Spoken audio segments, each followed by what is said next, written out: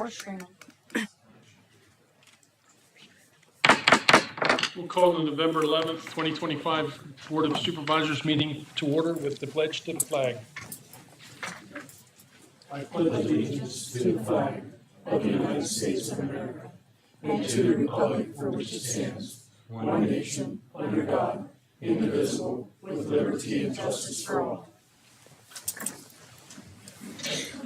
At this time, I'd like to all our veterans out there, thank you very much for your dedication, your sacrifice, and your service to our country. It's deeply appreciated. The supervisors have not met since the October 22nd meeting. And is there a motion to approve or amend the agenda? I'll make a motion to approve the agenda as presented. I'd like to make a motion to amend the agenda, if you're okay with it. I'd like to move item 10, emergency services, up to 3.4 in the agenda. I'll second that motion. All in favor? Aye. Aye. Motion carries. Okay, moving on to approving or amending the minutes. Is there a motion to approve or amend the October 14th, 2025 regular Board of Supervisors meeting minutes? Second. No, I didn't motion yet. I was just double checking myself. I'll make a motion to approve the October 14th regular BOS meeting minutes as presented. I'll make a second of that. Okay, we have a motion second. Any further discussion? All in favor signify by saying aye. Aye. Motion carries unanimously. I accept a motion to approve or amend the minutes of the October 21st meeting, which was a public hearing meeting. I'd like to make a motion to amend on page 4, 3/4 of the way down, Burl Route, 505 Hilton Drive. That should be 505 Hillview Drive. Not cool. Oh.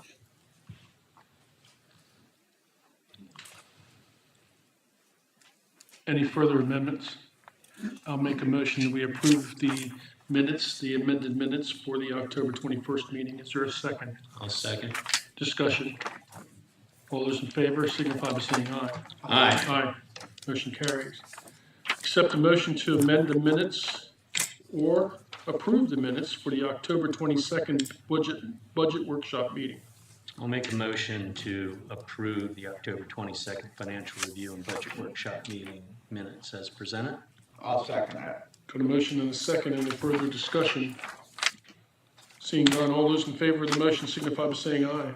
Aye. Aye. Aye. Motion carries unanimously. Okay, that takes us down to public comments. Now I'd like to remind. You missed 3.4, right? Did you? Oh, 3.4, I'm sorry. Yeah, I moved that. Yes, 3.4, Chief.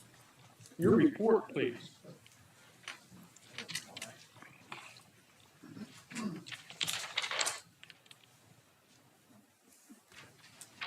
Always forget where I'm looking.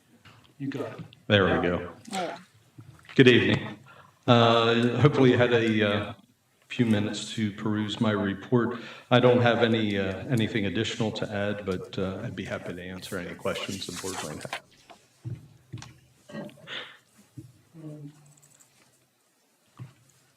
I don't have any questions for the chief.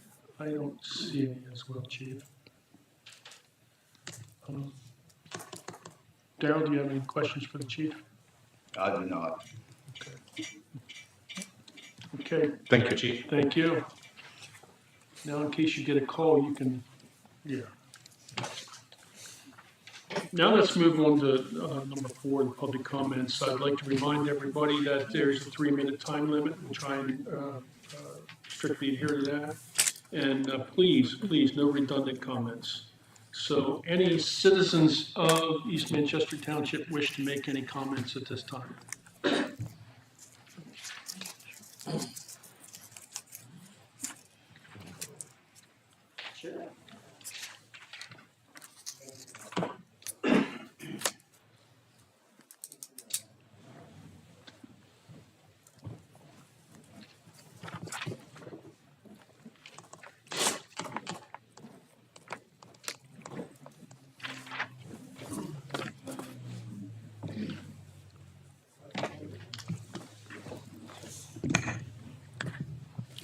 Good morning, or good afternoon, board. My name is James Schriefer. I live at 205 Laurel Drive, Mount Wolf, 17347. Wanted to come this evening to ask questions about the proposed tax increases. I did see that at first it was to raise it from 1.07 to a 1.7 increase, and that has changed to a flat 2.0 increase in the notes. 0.81 to citizens on fire hydrants and 0.96 to those who are not. I read some of the justification, but with everything that's going on right now, I just think it's a really, really bad time to raise taxes. I know you guys have done a really good job. I had a nice conversation with Dean about keeping them low. I also saw Mr. Naylor thought it was a good idea to do a smaller incremental increase. And I think that would be better for everyone at this time until we see what's going on with energy increases in the area. So I know a lot of our older citizens and residents are going to have a problem. They're going to have a problem. I live on a fixed income just because I just choose to.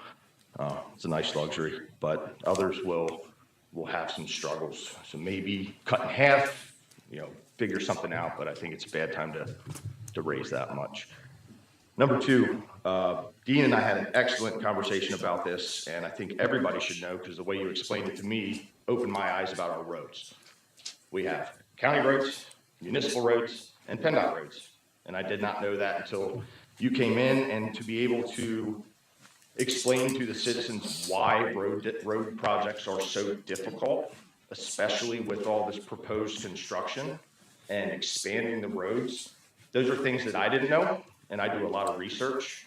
So if I don't know it, the average citizen doesn't understand. And if they did, they'd be able to ask better questions of you and they'd get more information from you. So it almost sounds like it's impossible to get one bureaucracy, another bureaucracy, and another bureaucracy to work together. I mean, look at our federal government. So, having that kind of information out to everybody would probably ease minds a little bit because this is not your fault. So, and the last thing I'll address is if you guys would feel free to go over the status of the zoning changes for the data center changes. It's huge. Now it's in Windsor Township. Conewago's getting hit. West Manchester got thrown under the bus real bad if you read how that went down. And at least we're being proactive on Dolphin Highlands where their citizens and their board didn't even know until after the sale was made. So any of that information would be greatly appreciated. Thank you for your time. Thank you, Mike.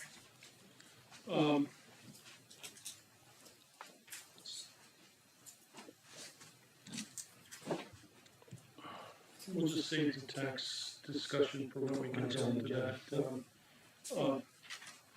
Andy, and you're going to briefly touch on the data center issue and where we stand and what's in our future of your report, correct? Yes. Okay.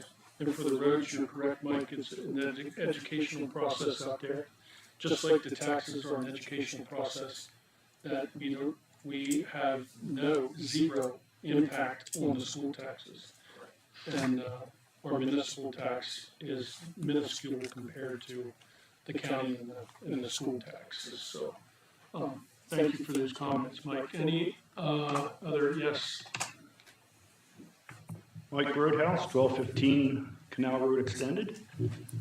Just want to mention on the truck traffic coming up and down Canal Road Extended again. It's not getting any better, it's getting a little worse. And just today, I followed a tractor trailer off of 83, went the whole way up to Board Road and turned down Zions View Road, and then turned on to Locust Point Road. But a tractor trailer who was coming out of Locust Point Road turned on red, which is not allowed, to allow that one coming down to turn. So things aren't getting any better, and I believe bringing up a stop sign at Manchester Street and Canal Road Extended. I was walking down the road the other day, and there was a work truck pretty much flew right through that stop sign. People see it's clear, they're just going. We need to get some better enforcement around to try and catch some more of this. I know you're probably short-handed yet because of the incident the other month, but it's getting worse instead of getting better back there. So, thank you. I did talk to the chief, Damon, about getting some more police presence back on Canal, stopping trucks coming up Canal Road from Locust Point. And yes, we do have a request in for, I'll let you explain that. We have, for the Manchester Street, we are adding a three-way stop for Manchester Street now. Still not gonna help if somebody wants to run the stop sign, so. But it takes danger out because you can't see past Mr. Hubert's barn there, so, yeah.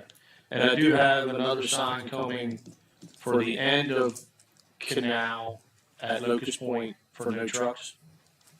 Wanted to help or see, but now at least there'll be two of them down there, so, yeah.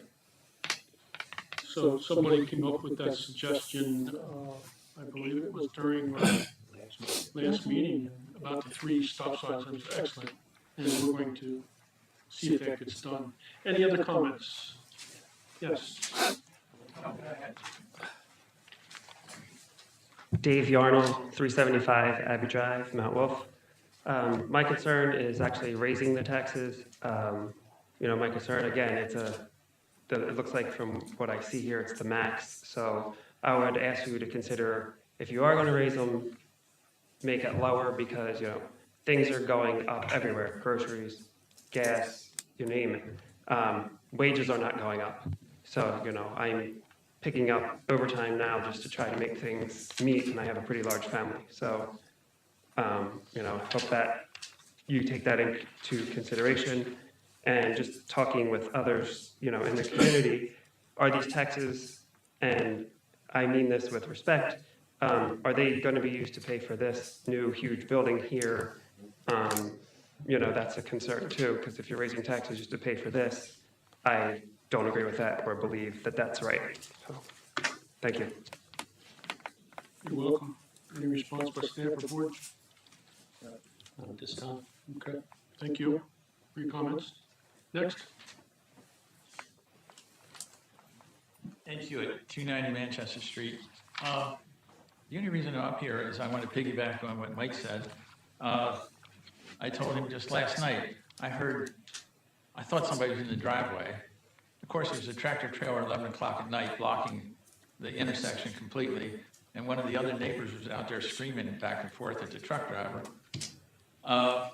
Then this afternoon, another truck came up and went straight down Conowalk Creek, towards Conowalk Creek Road.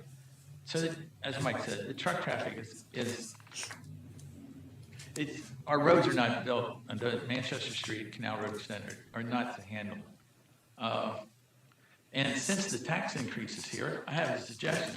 If you're going to increase our taxes, dedicate an officer to patrol this area. I mean, and then we'll get something for our money. Because I agree with the people about the taxes. But I believe we're still missing out on how we can stop this tractor trailers. They shouldn't be sitting out there at 11 o'clock at night, almost getting in a fight with the other neighbors, so. Could you tell which direction it came from? Was it coming from the post office? From your direction. From down the point, Locust Point? Yeah. Not from George? No. And I'm sorry, the one this afternoon came from your direction. The other one was coming down from George Street, yes. Because I feel, Shane, we gotta get with the borough and put a sign up there before they can turn at the post office. Well, they had a sign a long time ago, and they ran over it so many times that the borough didn't put it back up. It's a small sign. They're not going to see it at nighttime. It's not. No, but I meant, they ran that one over many times, and I talked to the borough, said they were done putting up the sign. So, thank you. Thank you. Next.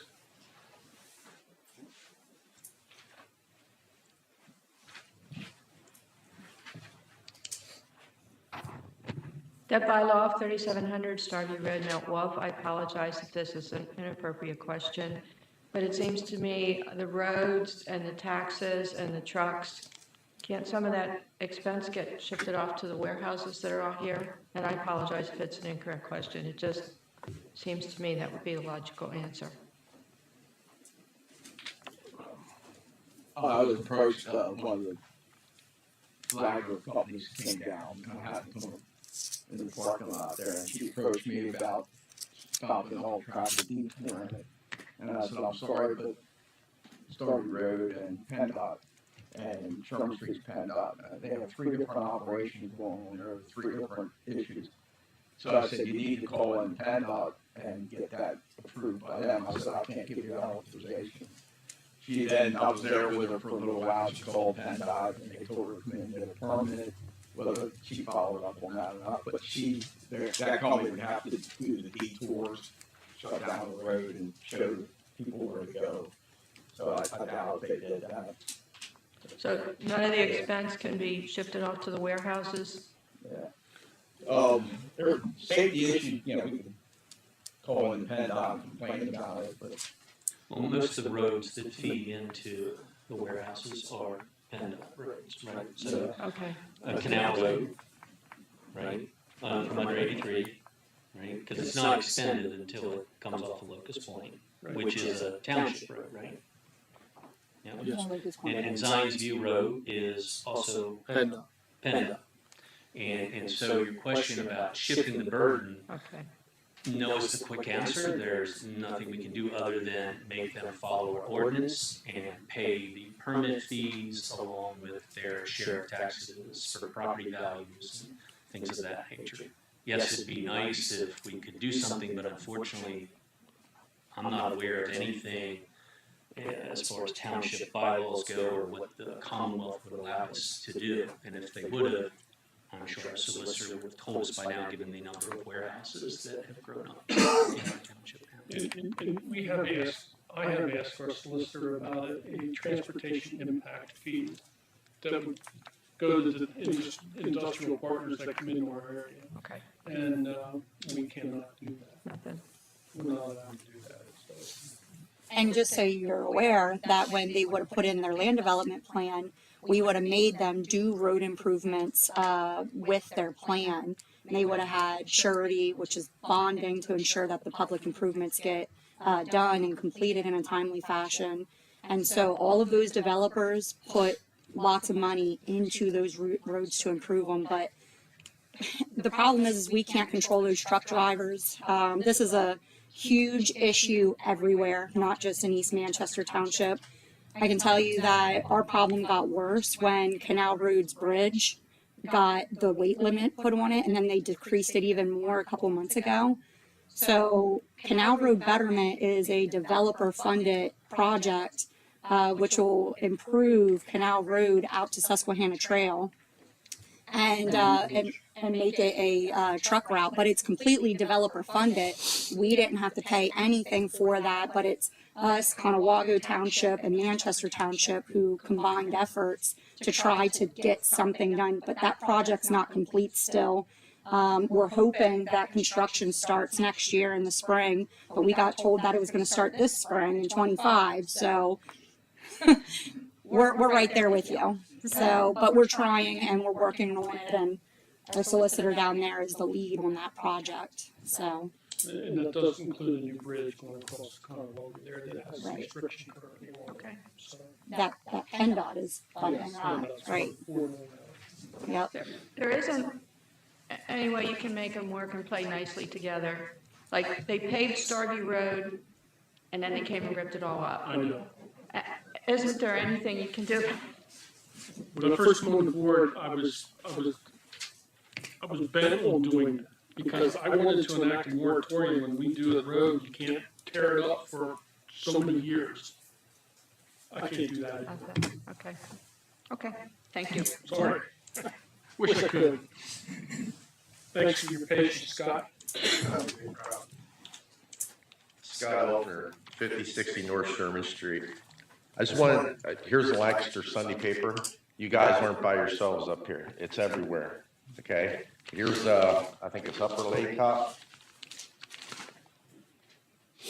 They're refusing, whatever staff said, need to double, basically would have doubled the millage rate, okay? I understand we didn't reassess since 2006, and we had growth. The growth is slowed or stopped. Shame on people sitting up here, because a lot of these people were here when that growth was happening, and now it's done. We shouldn't have lived on better terms of the words of Highland the Hulk. We should have been looking. I know it's $100. $100 to some people are a lot more to other people. Okay?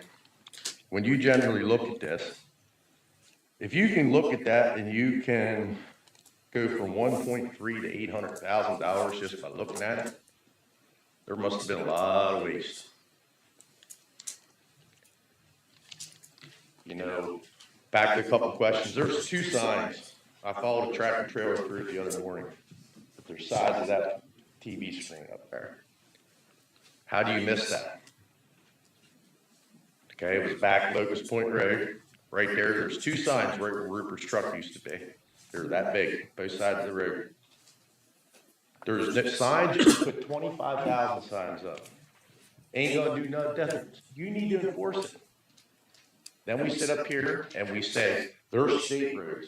Those cow paths were fine until we built all these warehouses. And I know the way it was rezoned, you couldn't tell them no. So now here's the prime example where when you see the problems that's over there, don't do it over here. Put the clamps on. You know, so it's back to that, like you put 100,000 signs up. Unless you enforce it, it doesn't matter. One person said about roads. They went down there, they made them do the improvements and sheets, put the turning lane in. A month and a half later, they came through there and saw cut it and digging through it for Columbia Gas. I think, Shane, you stayed more on top of what the boroughs did on Columbia Gas, that they need, those ditches should not be cold patched in if they're calling for inclement weather. They need to be overdug, milled out, and paved in, or you're gonna be busting equipment up. If things didn't change over the last, 5, 6 years around here, if someone wants to meet with me, I can show you where you can save $13,000 right off the get-go.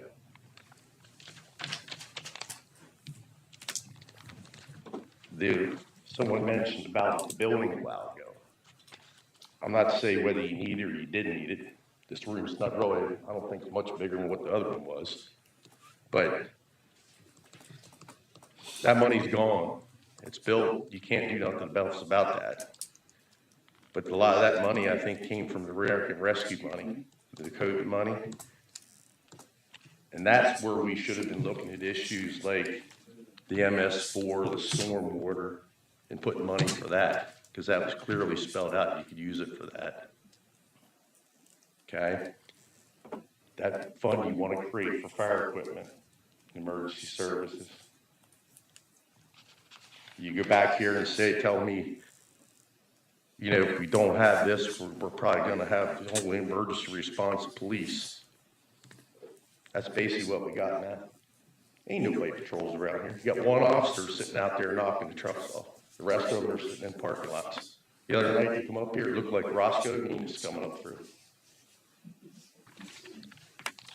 I mean, if we're asking the residents to fork it up, staff, employees need to pick up some too. We can't be handing wage and salary increases out. If the insurance cost goes up, they need to be asked to pick it up, just like I'm asked to pick it up. You didn't know utility costs were gonna go up, insurance costs were gonna go up. You got how much more building here? Costing how much more money? You had insured, so they're gonna go up. My answer to what's the fire hydrant fee? Because we're eliminating at what, 90,000 or something, right around there. Yeah, yep. Tell me where Porter turned the valves off. We don't use $90,000 worth of water out of them hydrants in a year. I'm finally glad I applaud the fact that somebody came to the thing and said, just because you don't live in 780 feet of it, you don't have to pay for it. I mean, that's a great decision right there. That should have been long ago. But my point is, if you're asking the residents to step up, then everybody has to step up. You know, like I'm back to the answer is we're not responsible for school. We're not responsible for the county tax. We know that. And you say, well, they're PennDOT roads. And I'm going to reiterate this again. Those roads were adequate until we had this. Okay, Scott, thank you very much for your comments. Appreciate it. Anyone else?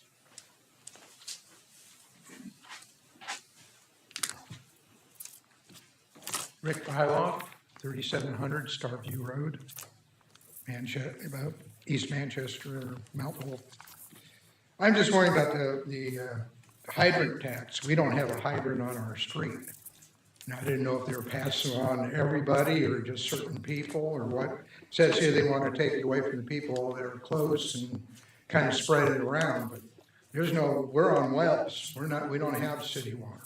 It's just a question now. Okay, we'll answer that for you. Christie, the 750 feet, go through that again. It's 780 feet. 80 feet, sorry. It's a state law. That's a state law. The reason why this came up about eliminating the fire hydrant tax is because last year we learned a lot from some previous firefighters and current firefighters that they don't go, I guess back in the day they used to go to, the river or a creek or something and get the water, but they don't do that anymore. So even when you're outside of that 780 feet, they're still going to a fire hydrant to fill up. So if you're not in that 780 feet, you're still benefiting from the water coming from York Water Company to put out your fire or your issue. So that is why it's not fair to only make the people within the 780 feet to pay that tax when it benefits everybody. So that's the reason. Okay, thank you for that. Yep. Next comment?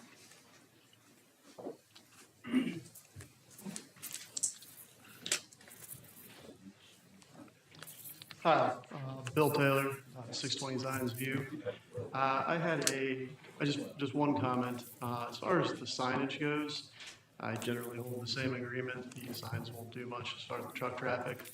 I do have a direct view of the intersection of Ford Road and Canal. I can say that during breakfast, when the police put the illuminated sign out, I did notice a noticeable drop there. I don't know if you'd have to talk to, I know the lady that comes in frequently, but we did notice a little bit of an improvement with that tactic. The smaller signs I don't think do anything. My other question is regarding the, the farm stand ordinance you were reviewing earlier this year. I didn't hear anything more about that. I was wondering if there's a follow-up. That did get approved. It did? Mm-hmm. Where would I be able to see the? It's on our website. How about contact Kate tomorrow, or if you stayed the whole meeting, you can sync up with Kate and she can show you. But there is a permit for it's free. It's a free permit, but we still have to make sure that these things are being set back, away from the roadway and set back from the side property line, so they're not, giving a nuisance to a neighbor. And then also we made some exemptions. So if it's like a really small stand, and I'm talking about on a little table, they don't even need a permit at all. That's what resulted from the going back to, I think, the York County. You guys were going to submit the kind of some revisions or get their buy-in. That's kind of what came back from that. We have to submit to our county and our planning commission. Those changes. Right, and we did do that. We did all of that about several months ago now, and then it passed here at the board meeting to allow residents to be able to have a roadside stand. Yep, with as long as you meet the regulations listed in it. Okay, thank you. Yep, you're welcome. Thank you. Next. No one else, no other comments? Okay. Moving on, that takes us down to, correct me if I'm wrong, 5.1 special request. Our tax collector is requesting to exonerate 340 Hollyhock Drive, Manchester, PA, in the amount of $14.62. The County of York granted an exoneration due to the resident being billed in error. So this was an error. Correct. Is there a motion to exonerate 340 Hollyhock? I'll make a motion to exonerate 340 Hollyhock Drive in the amount of $14.62. I'll second that. Okay, we have a motion and a second. And this is commonplace where we have, we correct it and get the money back to the residents. So I'll call for the vote. All in favor of the motion, signify by saying aye. Aye. Any opposed? Passes unanimously. York Roadrunners, again this year, requesting to cross Woods Race Road at Johnny Rudy Park Rail Trail and have their annual Road Runners Winter Series on December 27th. And it begins at 8:30 and 8:30 and 9 a.m. between those hours. So that's when it begins. So I'd like to make a motion that we approve the road crossing at Wilderness Race Road in John Rudy Park, the rail trail, on December 27, 2025, as requested of the York Road Runners. The winter series on the condition that the applicant notifies the police department and the fire department, and they have people watching for traffic when they cross. That's my motion. I'll second that motion. Any discussion on the motion? All in favor, signify by saying aye. Aye. Motion carries. Speaking of the rail trail, motion to approve a donation to the York County Rail Trail in the amount of $500 was requested from account line 01.452.500. Is there a motion? Question first, did she make a donation last year? Yes. Yes. And It was in the amount of $500. I know a number of residents probably benefit from the rail trail, right? Correct. I mean, So is, if I can finish your thought there, Amy, is the rail trail funded by York County? I can't answer that. So do you know, Darrell, does York County give funding to Parks and Recreation and rail trail? They're maintained by the Parks and Recreation. I don't know if there's a direct fund for this overall park budget. I'm just thinking that that's, I mean, if they get funding for the parks and our taxes are going into the county, they'll pay for that, and then they're asking for another donation, it's kind of, double. Their authority oversees like expansions, construction. Question on Federal, state, county, and municipal funds fund the York County Rail Trail Authority. There you go. Yeah, and in their flyer, it does say, I mean, they send this out to everybody, individuals, corporates, municipal, small business, nonprofit groups. So yeah, it looks like it's a group effort. I would say $500. So is there a motion to make a donation or not? I'm going to pass this year. Hearing none, I'm going to move on. Okay, that takes us down to Andy's, there's no subdivision land development plans, correct? Correct. Okay, that moves us down to Andy, solicitor's report. The first item on my agenda is resolution number 2025-15. This is the tax rate resolution for 2026. So, Christie, if you want to go over and find a copy of the resolution, if you want to go over the rates that are in the resolution. Sure. Everything is remaining unchanged except for the local real estate tax going from 1.04 mils to 2.0 mils as discussed at the budget meeting from October 22nd. And where we did a thorough financial review for year to date and what our finances are looking like, for this year, which we're pretty on track. And then of course we went into the budget meeting line by line, and we actually decreased our expenses. And before I keep going, I can just briefly, say what's in this resolution, and then if you want to move on to the explanation and the education, maybe that's how we'll go about this. The other change in this document is that the fire hydrant tax was removed because the next item on Attorney Miller's agenda is an ordinance to remove or to repeal the fire hydrant tax. So yes, I can go through this line by line.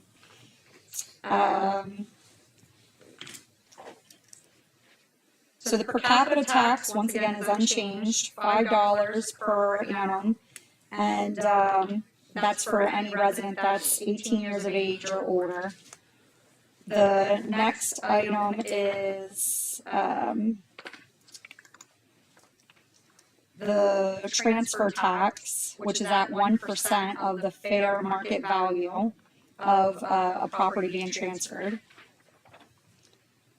The next item is the earned income tax at 1% of residents of East Manchester Township, and at 1% for the income earned by non-residents of East Manchester Township, and a tax of 1% on the net proceeds derived from any business or other activities conducted in East Manchester Township by non-residents, which credits being granted to non-residents in the amount of tax paid to the local government of such person's residence on account of income earned in East Manchester Township. The next item is, like I had said at the beginning of my whole spiel, which is the local real estate tax being increased to 2.0 mils, and that's at your assessed value, which is much less than your actual property value, what you're selling it at. York County's tax assessment is still based off of 2006. The next item in section 5 would be the local services tax in the amount of $52 on every person employed in East Manchester Township. And the last one is the street light assessment of 76 cents per linear foot plus 44 cents per linear foot on the total foot frontage on a street or portion of a street on which a street lighting is provided within the lighting district of East Manchester Township. And then that's everything. The only street lighting district in our township is over in the industrial district and Orchard Business Park. Okay, so with all of that said, we can get into the taxes, as long as nobody has any questions on what I just read. So I'm happy to make some comments on why we did what we did. Okay. We started this year to have quarterly financial review meetings. Some folks have showed up. We advertised about it. We reminded folks that we were having a financial meeting after our last meeting up at the firehouse. And I think 2 residents, maybe 3 showed up to it. And we were here going line by line through that. The end result was yes. As you mentioned, Scott, we did cut about $800,000 out. So the staff goes through and puts together the budget. We go through line by line, and we question every expense. We also provide 5 years of historical information. I'm not sure of too many other townships that do that. So we definitely are exposing, and we rely on that history, because those are the services that the township residents require and need based on what we have here. And so we look at that. A lot of the stuff that we cut out was deferring some capital expenditures and pushing that out to future years because the money's not there. The money for the building was paid for based on building up funds over the years from the growth that was experienced. I don't believe any of the funds used for the building came from the things that you mentioned, earmarked funds such as COVID money. I could be wrong. Some of the COVID money did go towards that, yes. So my But mistake. that was allowed per the law. It was a common thing that a lot of municipalities were So doing. we were allowed to use it. And one of the things that was driving us as we went through, again, whether you think the township needed the building or not, that's up for debate, but those discussions have been had and gone. And I was part of certainly this phase two, where I came. I've only recently joined the board, what was it, 2 years ago, due to an unfortunate accident that happened to Stephen Brooks, who was up here. So that being said, you know, long story short, line by line, at the end of the day, it's a math exercise. You've got X amount of dollars coming in and Y amount of expenses. So unless you can cut those expenses, and I haven't heard any additional feedback coming in as to where we've got extra fat in the budget, so the math exercise wins, which means we're upside down. And in order to close that gap, if I can't cut expenses, what do? I need to increase my wages. Well, for a township, the only mechanism to increase your wages is to raise taxes. And then it's by how much. So again, it's a math exercise. And so I think the comment was made by somebody that, I'm sorry, we're at 1.04, and you look at the deficit that's there, and in that exercise, we could probably go with 1.7 or 1.8. And some of the folks that were here participated said, I prefer if you just go to 2.0 so we don't get hit again. So that was part of the feedback that we got. We didn't get any other feedback. Okay. It doesn't excite me to raise taxes. I would certainly love to go look for more places to cut expenses. But then that means deferring probably repairs to roads. You'll be cutting into the things that, you know, you rely on here in this township. But I honestly don't know where else to go with that. The other thing I will say is through the guidance that we received from our solicitor, previously as we're talking about budget years, yes, we did go and put out a loan, just under $1 million, 900-some thousand. And we did that to ensure that we're always sitting on a cash reserve of about 40% of our operating expenses. Our operating expenses are about $5 million a year. So you do the math, that 40% is about $2 million. The reason for sitting on that cash, which is invested, is in case some natural disaster happens, some massive storm comes through. That will allow our public works folks to go out and engage, make repairs, do those things, because it's going to be months, if not years, before we recoup that. If we dug into those cash reserves and a natural disaster hits, we won't be in a great financial position to want to go borrow the money, and that means things will get delayed. So that's where we're at right now. I'm trying to give you as much history as I know. You know, spent 2 years up here in this seat. Is it right? Yes, sir. Question for you. So, that's government math. That's not citizen math. I've been on both sides. Citizen math is, I don't have money, I don't buy stuff. That's citizen math. Government math is, if you can't afford it, we raise taxes. I'm not looking figures, okay? No. Let me just, I understand that math, but my background is not government math, okay? So, I don't like talking about myself, but my background is as follows. I am a certified public accountant.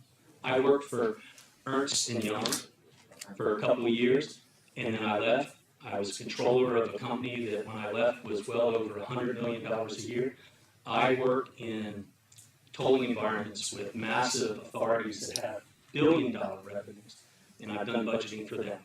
So I understand the math exercise, and I get your point.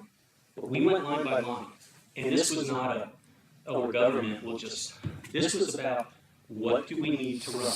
If you go back and watch that video, you will see where if I may, and the other supervisor, picked on the public works director and said, sorry, you're not getting that capital expenditure. We know it's important. We know the equipment's necessary. We don't have the resources. So going back line by line, if we got to a particular point, again, math exercise, we spent, I forget, an hour and a half, 2 hours, and we cut out $800,000. We still had another $800,000 to go. In another hour, would we get another $800,000 out of the budget? Highly unlikely. At some point, right, you've got to call it a day and move on. And I agree with you. You know, there is private math, public math to a degree, but I think we've treated this like a business and went through line by line. And I'm happy to have discussions if someone points out $13,000. It's a big number. If the board wants to sit down with me someday, I'll perfectly do it. We have these meetings, you know, we're gonna You know have. what, I work a full-time job, Dean, and I'm. Okay. Let me add. I want to respond, Hold sir. on. That's enough debate. We're not gonna have debate. Everybody had their comment period. Now it's time for him to talk. I just want to say, I respect that, but you know what? I have a full-time job too. I work a full-time job. So I'm here taking time away, much like you are, and I appreciate and respect that. But we try to set up these meetings, and if you can't make it, you can watch the videos, you could send in questions through email, you could stop over, I think you live right close by. Happy to do that. Okay? Yes, sir? Not to echo anything, but my question is, where do you expect us as the residents to get this extra money when our wages aren't going up anywhere? I understand that. I can't fix that problem, sir. And I feel like, just like that, like smart attitude, like, oh, well, it's not my problem. That's not what I'm saying. There is only so much I can fix. As a supervisor, As a resident, that's not coming. I'm a resident as well. I'm a resident as well. I have to go back and have to absorb this cost myself. So I wish I could solve that problem. Right now in my position, it's this budget for this township. Well, why the max? I guess I don't understand. Why you just feel like, oh, we're gonna stick a T and give you the max 2.0? Like, I don't understand. I guess I don't understand that. So where would you like it to be? None, yeah. Well, yeah, none is, I wish it could be none. But we just said, look at the budget. Did you go through and pull the budget down the line and look through it? No, I was not at that meeting. I had to, unfortunately, I had to work. I understand that. I understand that, and the budget is I have allowed. to find a way to make more money to pay for this. I wish I had a different answer for you, sir. You guys were- It's not that I don't care. You guys were at 1.7-ish when you agreed, and then you said, a couple people said go to 2. No, that's That's what it said. Well, hold on, let me just clarify here.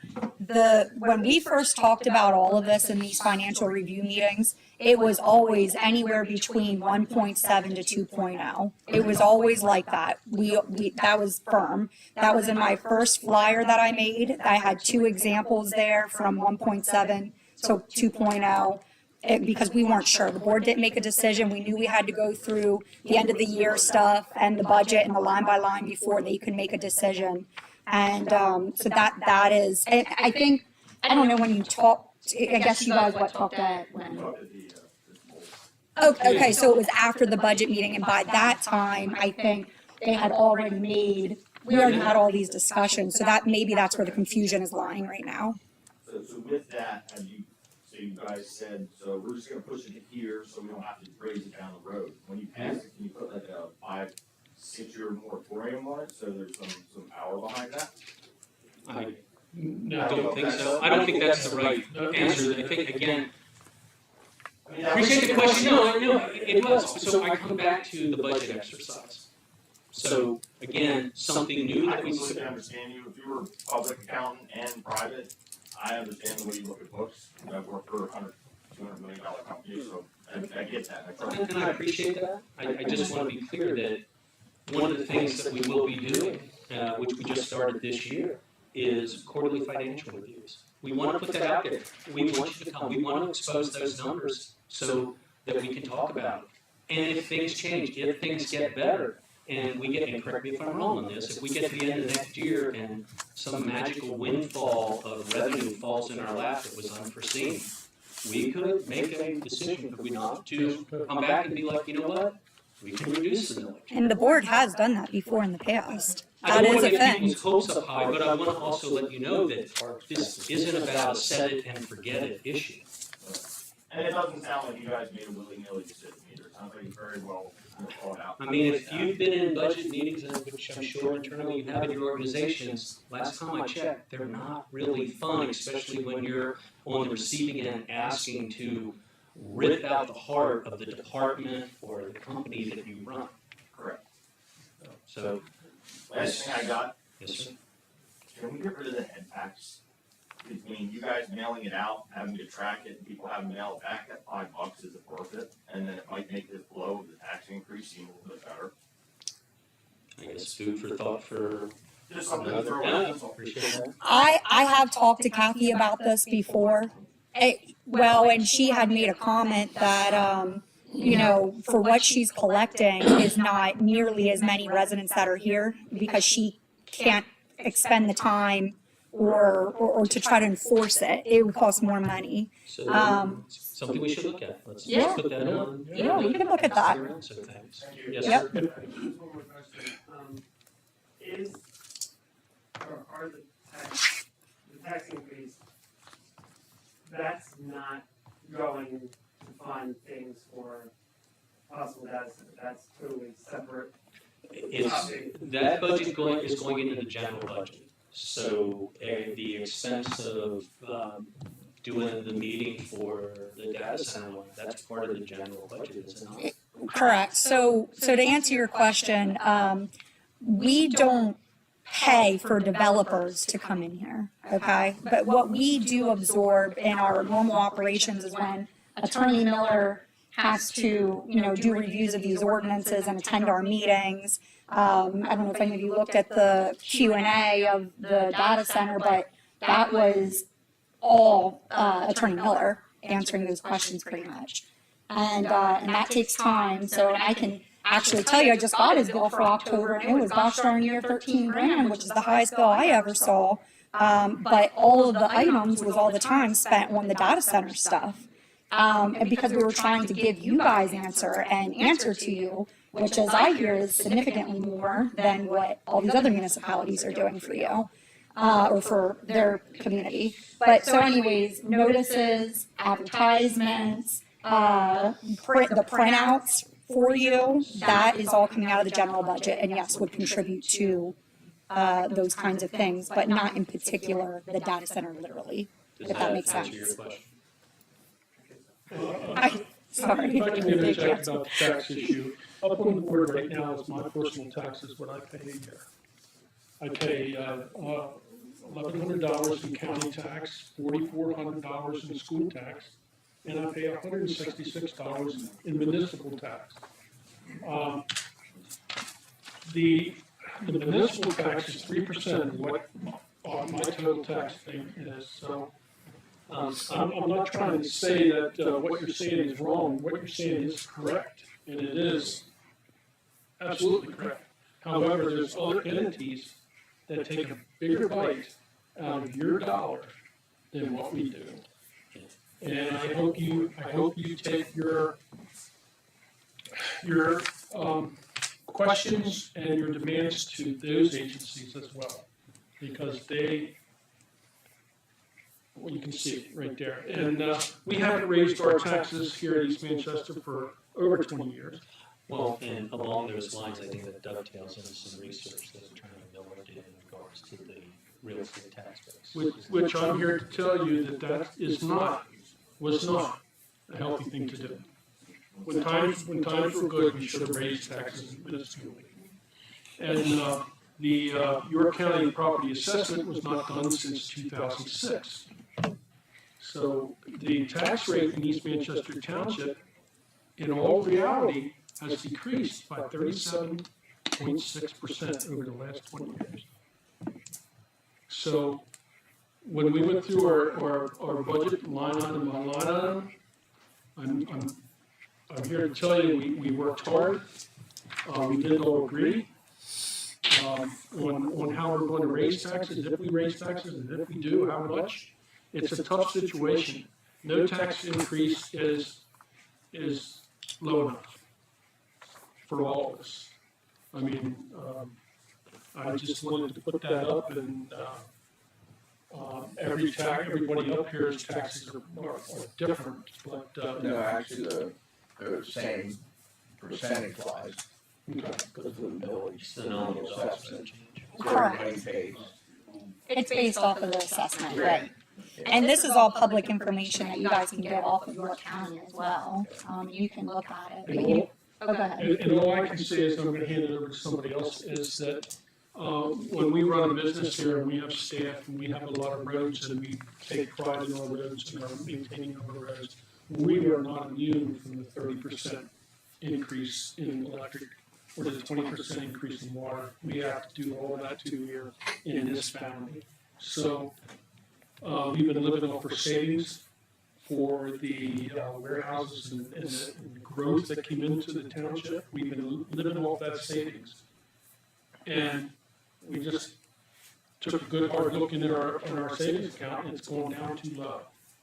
And that's why we're doing what we have to do. It's not pleasant, it's not popular, but all I can say is it hurts me too, so I'm sorry about that. But we gotta do what we gotta do. So let's go ahead. My comments are that I came on board, this is my 4th year, and when I first came on, I had mentioned over the years to the board that we need to have small increases. And I used the example of Northeastern High School, or Northeastern School District. Their superintendent many years ago just fix this, fix that, wouldn't do renovations. And then when Dr. Crowder came in, he launched a massive renovations, new buildings and everything. But those little things deteriorate, just like this building is doing. You get a roof leak, you patch it, but then the leak will come over here. So it was those kind of things that kind of led to the rebuilding of this building. But at that time, I learned, when I was paying the school taxes, we should have had raises a little bit, then you don't have one big drastic one like we're doing now. Secondly, if the county reassesses anytime in the future, we will be able to, by law, we have to reduce our tax rate that we don't pull in any more funds than what we were normally charging. And we can always lower our taxes if, like Dean said, if things look better, we get a better rosy picture and income and different projects pay off. We can always go back and reduce our taxes. That's all I have. I need one more civilized comment here, so we don't get into contesting again, but since this is up here, okay, we built more schools and bigger schools because we built more houses by developments that were approved by this township. And we have security bonds on for 18 months or so from the streets, and now they're falling apart, we've got to do all of that. Question, Christie, in the 2025 budget, because Dean asked this a while ago, back to the rail trail. Okay. You made a donation in 24? Correct. Correct? Yes. So I'm assuming that was a line item that just got carried over into 25? It's yeah. So what happens is we don't reach out to anyone who requests it from us. We get it in the mail or an email or something, and I'll merely just bring it to the board. It's actually been pretty consistent. The same entities have asked us for donations, and what I do is I then just let the board know what they paid previously, and then they make a decision on what they want to do. So basically, it was a line item, because there was a lot of work that you paid one prior to for 24. Well, there's a contribution line item, and so the contribution line item is set at budget, and then whatever fits in that. So yeah, we're gonna say, like, for instance, I think there is only $500 left in that line item there, And, I can't remember what So the last. what's the question, Well, Scott? the question is, if it's budgeted, okay, as a contribution. Yeah. Okay. And we're this close to the end of the year, you're asking each resident or property owner to call up another $100. What's $500? $500. $500 is $500. So what's So- We're to that point now. So we really we made a rule a year or two ago that we only donate to organizations that directly benefit the citizens of East Manchester. Okay. So that did away with a lot of Lancaster County stuff and all that. We I don't do understand. that. The only other thing we give to is probably the York Sheriff's, for vests. QRT team. QRT. And we debated that. So we take that $500 very seriously. So you put that out? No, we paid that, but it was debated. Because if it's a county thing, see, now we're back to that. I know. Okay. That where the levels are at here. Yeah, that's what was debated. I know things are tight. Trust me, they are, and they're everywhere. But I know we built these developments, and a lot of these people here live in these developments, and, you know, they have kids, and everybody's got to live somewhere. But the reality is gonna hit when they do assessment. It ain't just this whole only one bill for here. They reassess. We're all. You have to read the reassessment laws. They're very interesting, and you can't just arbitrarily reassess. But I think they can do it every so many years. Yeah, but when York County does it, like I know Sherman Oaks is where I live, ours were assessed in '96, and my taxes are way different than the people that live by the golf course. All those new homes, and you and I talked about this last Tuesday, all those new homes are paying exponentially more taxes than all of us that are living in old houses. So when I don't want to counter you, but when those residents come in, they increase our tax base, and they are paying more than we are. So that neighborhood is paying double what Sherman Oaks is for the same size for the school. So, yeah, that's why we didn't move there. Let me go back to basics, and Andy, you can help me out here. Why we do what we have to do. The township creates a comprehensive plan, identifies different areas within the township on different zones, and we have to, by law, account for every zone, whether it's commercial, R1, R2, R3, industrial, you name it, we got to do that. So we did. We had an engineering firm, we had hearings, and we did our comp plan. Our comp plan is solid, I'll say that. But once you have a comp plan, and a developer comes in and throws tens of millions of dollars at a farmer, and he sells his farm, and he comes in with a plan, and he follows all our guidelines that we have down to control them and to make it look pretty and all that stuff, we can't stop them by law. Even though I don't want to see the green grass go, I don't want to see the horse farms go, I don't, but it's just, I'm looking for a way of saying it's the way it is, Andy, because we have to do it. Well, it is to some degree, but when that comp plan was done in 2006 as well, the primary pressure on the township was residential growth, and it was the primary pressure on the school district. I think it was the concern of a lot of people in the township.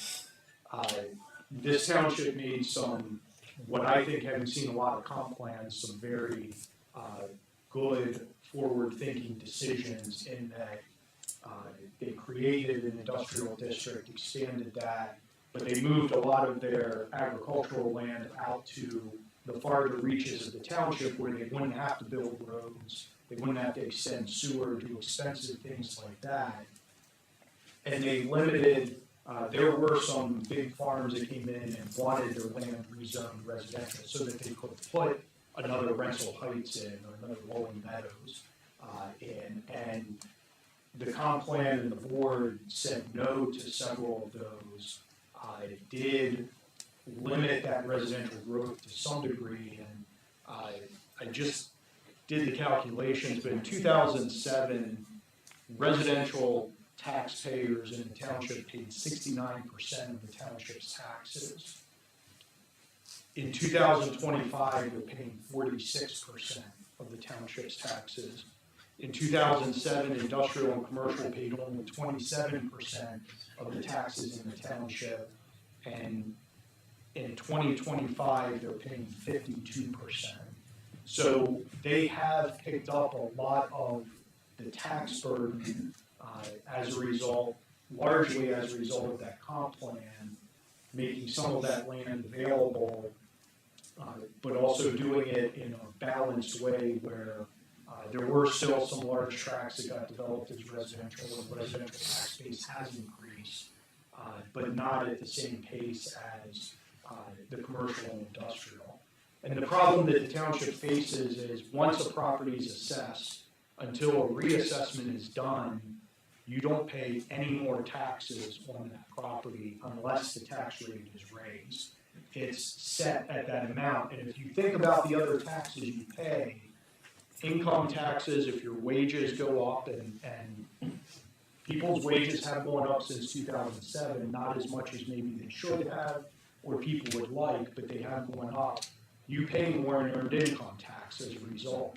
Your sales tax, you're paying a tremendous amount of additional sales tax now than you did even 4 or 5 years ago, just simply because as prices go up, you're still paying 6% on higher prices, so you're paying more in taxes. The township's property taxes don't work that way. If someone paid $100 on their house in 2007 in property taxes and they haven't built anything else onto the house, they're still paying $100 in property taxes today. And there's probably no other expense in your life that you can say that about, that it's stayed on a nominal basis, it's stayed exactly the same. If you expanded your house, if you built improvements onto it, if you built a new house since then, you did get assessed additional value for that, but even that hasn't changed. If you did that in 2014, it's still the same. You're still paying the same as you paid in 2014.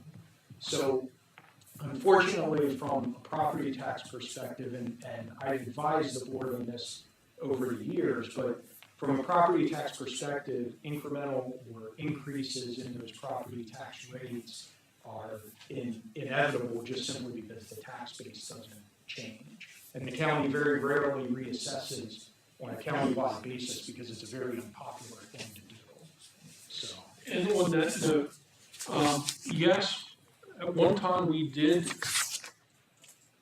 offer a tax break on industrial partners coming into our township. That was many, many years ago. That was to entice the industry to come into our industrial zones.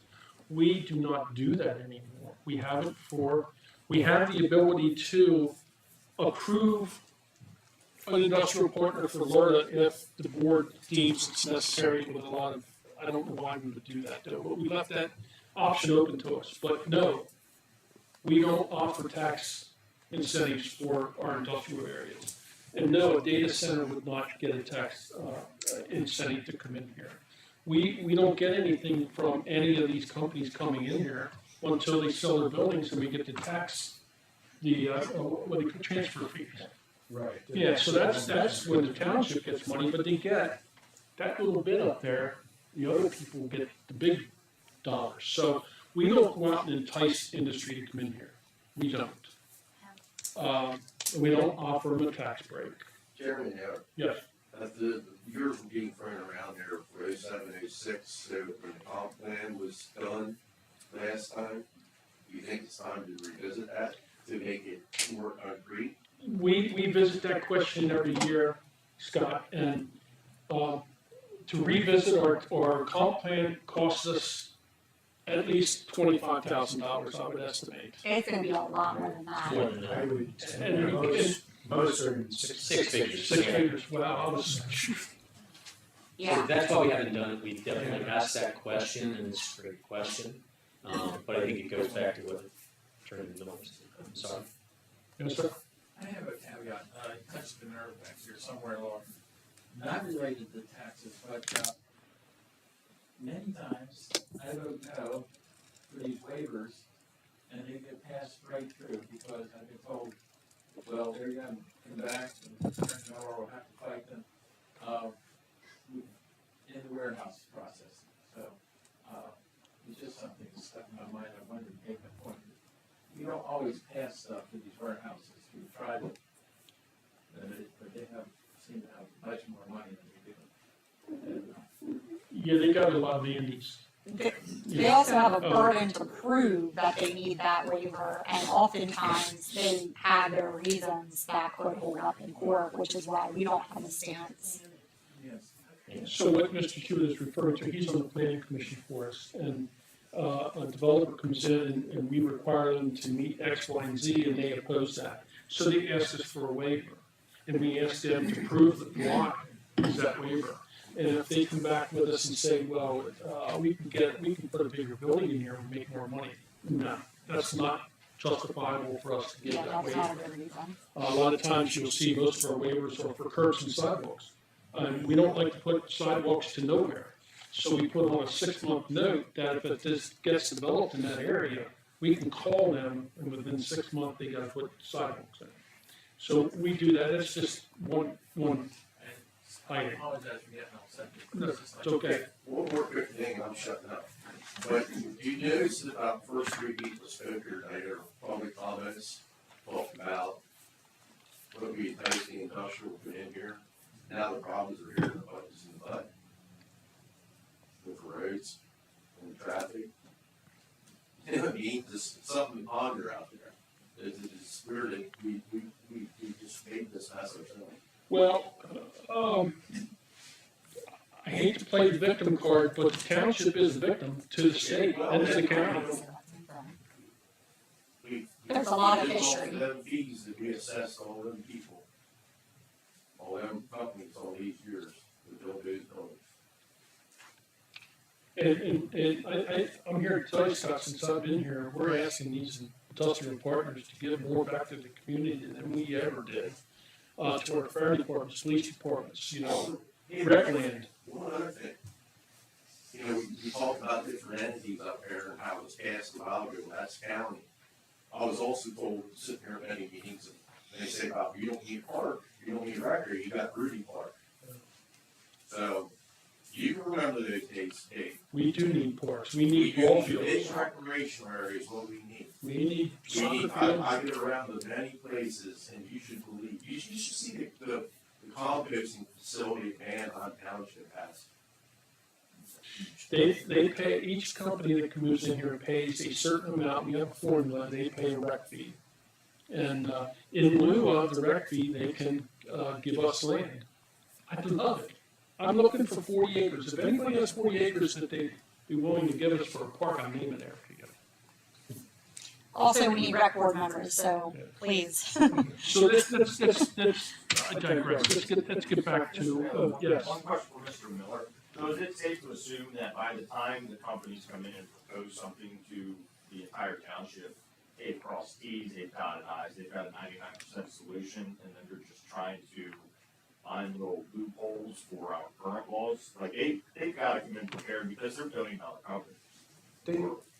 They come in, they do come in very prepared, but I will say, I think this board has been modest about what they've actually done with those developers, but Hillwood, for example, I think paid in excess of $12 million into the fund. Well, if you take into account all the road improvements that they did as well, like on Locust Point Road, they paid for all of that. That was all assessed by this board. They don't have, there's not an automatic right to just have them pay that money. They're technically only required to pay money for road improvements that actually abut their property. So that was all negotiated in the land development process, and the plans were here in public meetings multiple times to get there. I think Chairman Naylor mentioned the waivers as well, sidewalks and road widening. When the Starbucks facility was built, $350,000 was escrowed for road widening. because they weren't required to widen their side of the road at that time, and the thought was there may be other places in the township where that road money could be used. A similar thing was done with a waiver for sidewalks on Locust Point Road with the most recent project. It was over, the money was actually escrowed for those future sidewalks. So they're not getting a free pass on those things. They're putting that money, they're putting that money up for those things. And all of that are things, if it were up to the developers, they wouldn't pay any of that. And they do come in and try to negotiate out of those things. This board's stood quite firm with them. The DHL facility had to do the same thing and pretty significant amounts towards roads. I think they paid $7.5 million towards Zions View Road and Locust Point Road. So, and it's actually more money. What I've advised them over the years is they could pass an impact fee, but they would probably have been successful negotiating more from those developers than they would get from an impact fee, and they have more freedom what they do with that money. The last thing is, this is one of the, not many municipalities and other municipalities I represent do not collect any rec fees from industrial or commercial users because they don't actually put people in the parks. This township does collect rec fees from those users, and those rec fees on some of these projects have been in excess of $300,000. So there's, that again is another place where I think the board has been proactive in trying to deal with them, negotiate with them. But they do come in with their T's crossed and their I's dotted, but it's a two-sided negotiation. The township is ready for them as well. That's what pretty much was asking. Is it like they come in with strong arm tactics and you all are fighting an uphill battle? I do want to say that we've already been talked about by other municipalities for being too hard on developers. We take pride in that. We really do. And a lot of mention was during the meeting up at the Fair Hall about a CBA, requiring a CBA for industrial partners. We can't do that, that's against the law, but what we do is the developer's agreement. And a lot of that stuff is negotiated in a developer's agreement, where they're gonna give us X, Y, and Z, and that sort of stuff. So that's all negotiated, and I think we were doing a pretty good job of that. So let's get back to the task at hand here. We really, I see a squirrel run off after it. Before getting back, Yeah. So, given all the dialogue back and forth about the tax increase, my opinion remains unchanged based on going through the budget. And so I will make a motion to approve resolution 2025-15, which enacts and imposes tax rates for the year 2026, including the increase for the local real estate tax from 1.04 millage rate to 2.00 millage rate. There's a motion on the floor, is there a second? I'll second that. Okay, open up for discussion. I'll again reiterate my feelings on that. I know we have to raise taxes, but I'd be more comfortable if we had a lower tax increase to start and ramp it up over the next few years. We already discussed that in the budget meeting with you, so just wanted to mention that. Is there any further discussion on the motion? For me, The only thing I would say is we have to provide the ECD by December 1st. Correct. December 1st, we have to provide them with what our tax increase. We have no time now to cut and re-advertise and every run out Correct. of the time. Well, I understand that, but I just wanted to reiterate. sorry, we have not run out of time. We took the time, we went thoroughly through the budget, and nothing said tonight changes my opinion. I'm sorry. I would love to do something, but it does not change my opinion. Okay. Any further discussion? Call for the vote. All in favor of the motion signify by saying aye. Aye. All opposed, say aye. Aye. And I'm only saying aye because I want it lowered to. Sit there and talk. Motion passes 2-1. So that takes us up to 7.2, the ordinance of 2025-9, which is really a housekeeping issue. Since we raised our tax, we're going to repeal the fire hydrant tax. So the fire hydrant tax is throughout the whole district, whole township.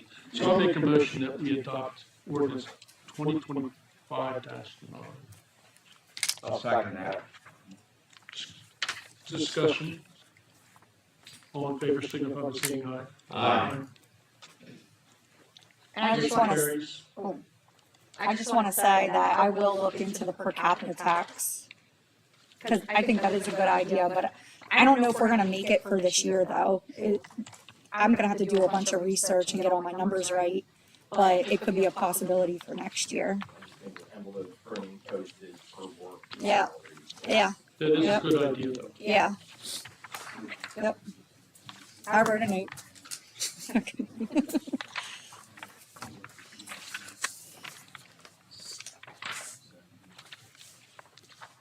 Right with me.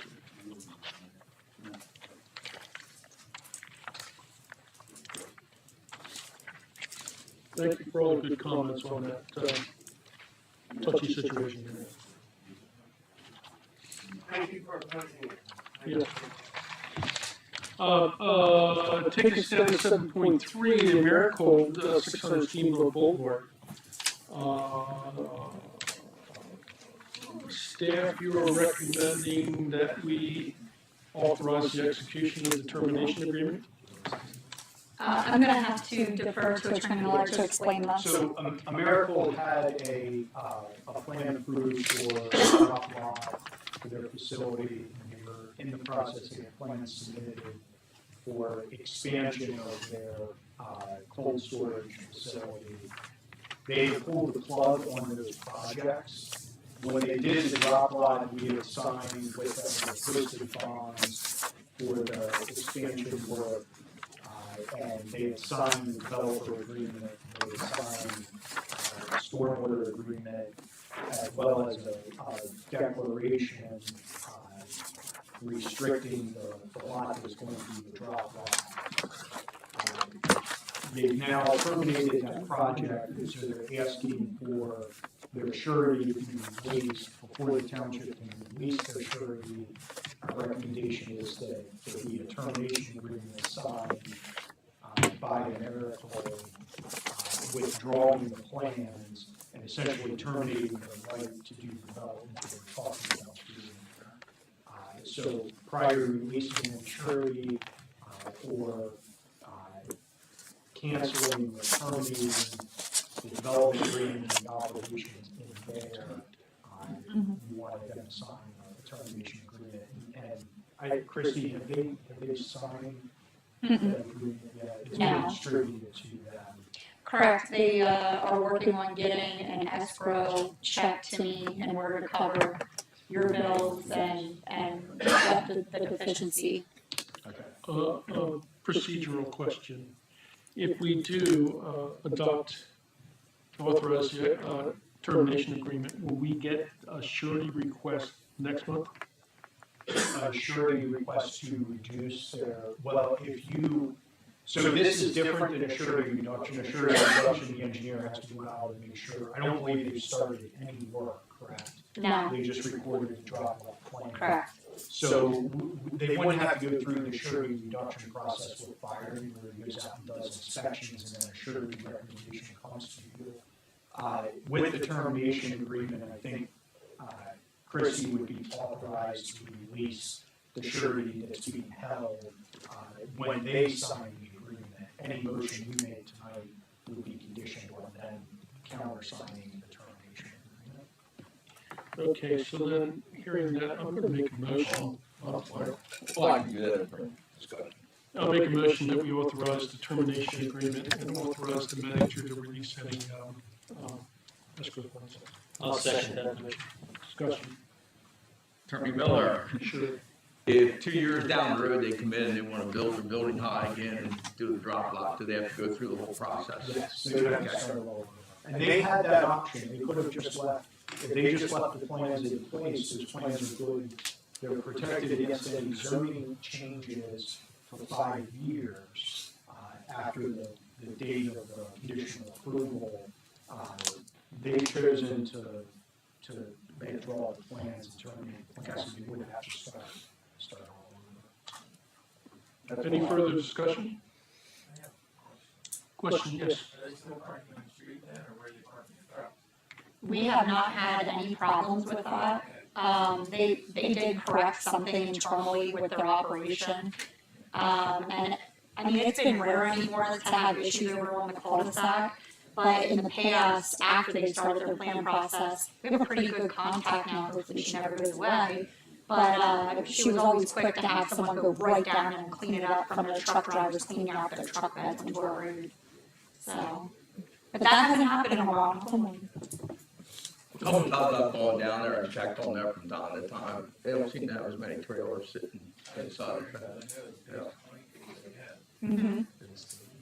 Yep. Okay, I'll call for the vote. All in favor of the motion, signify by saying aye. Aye. Motion carries unanimously.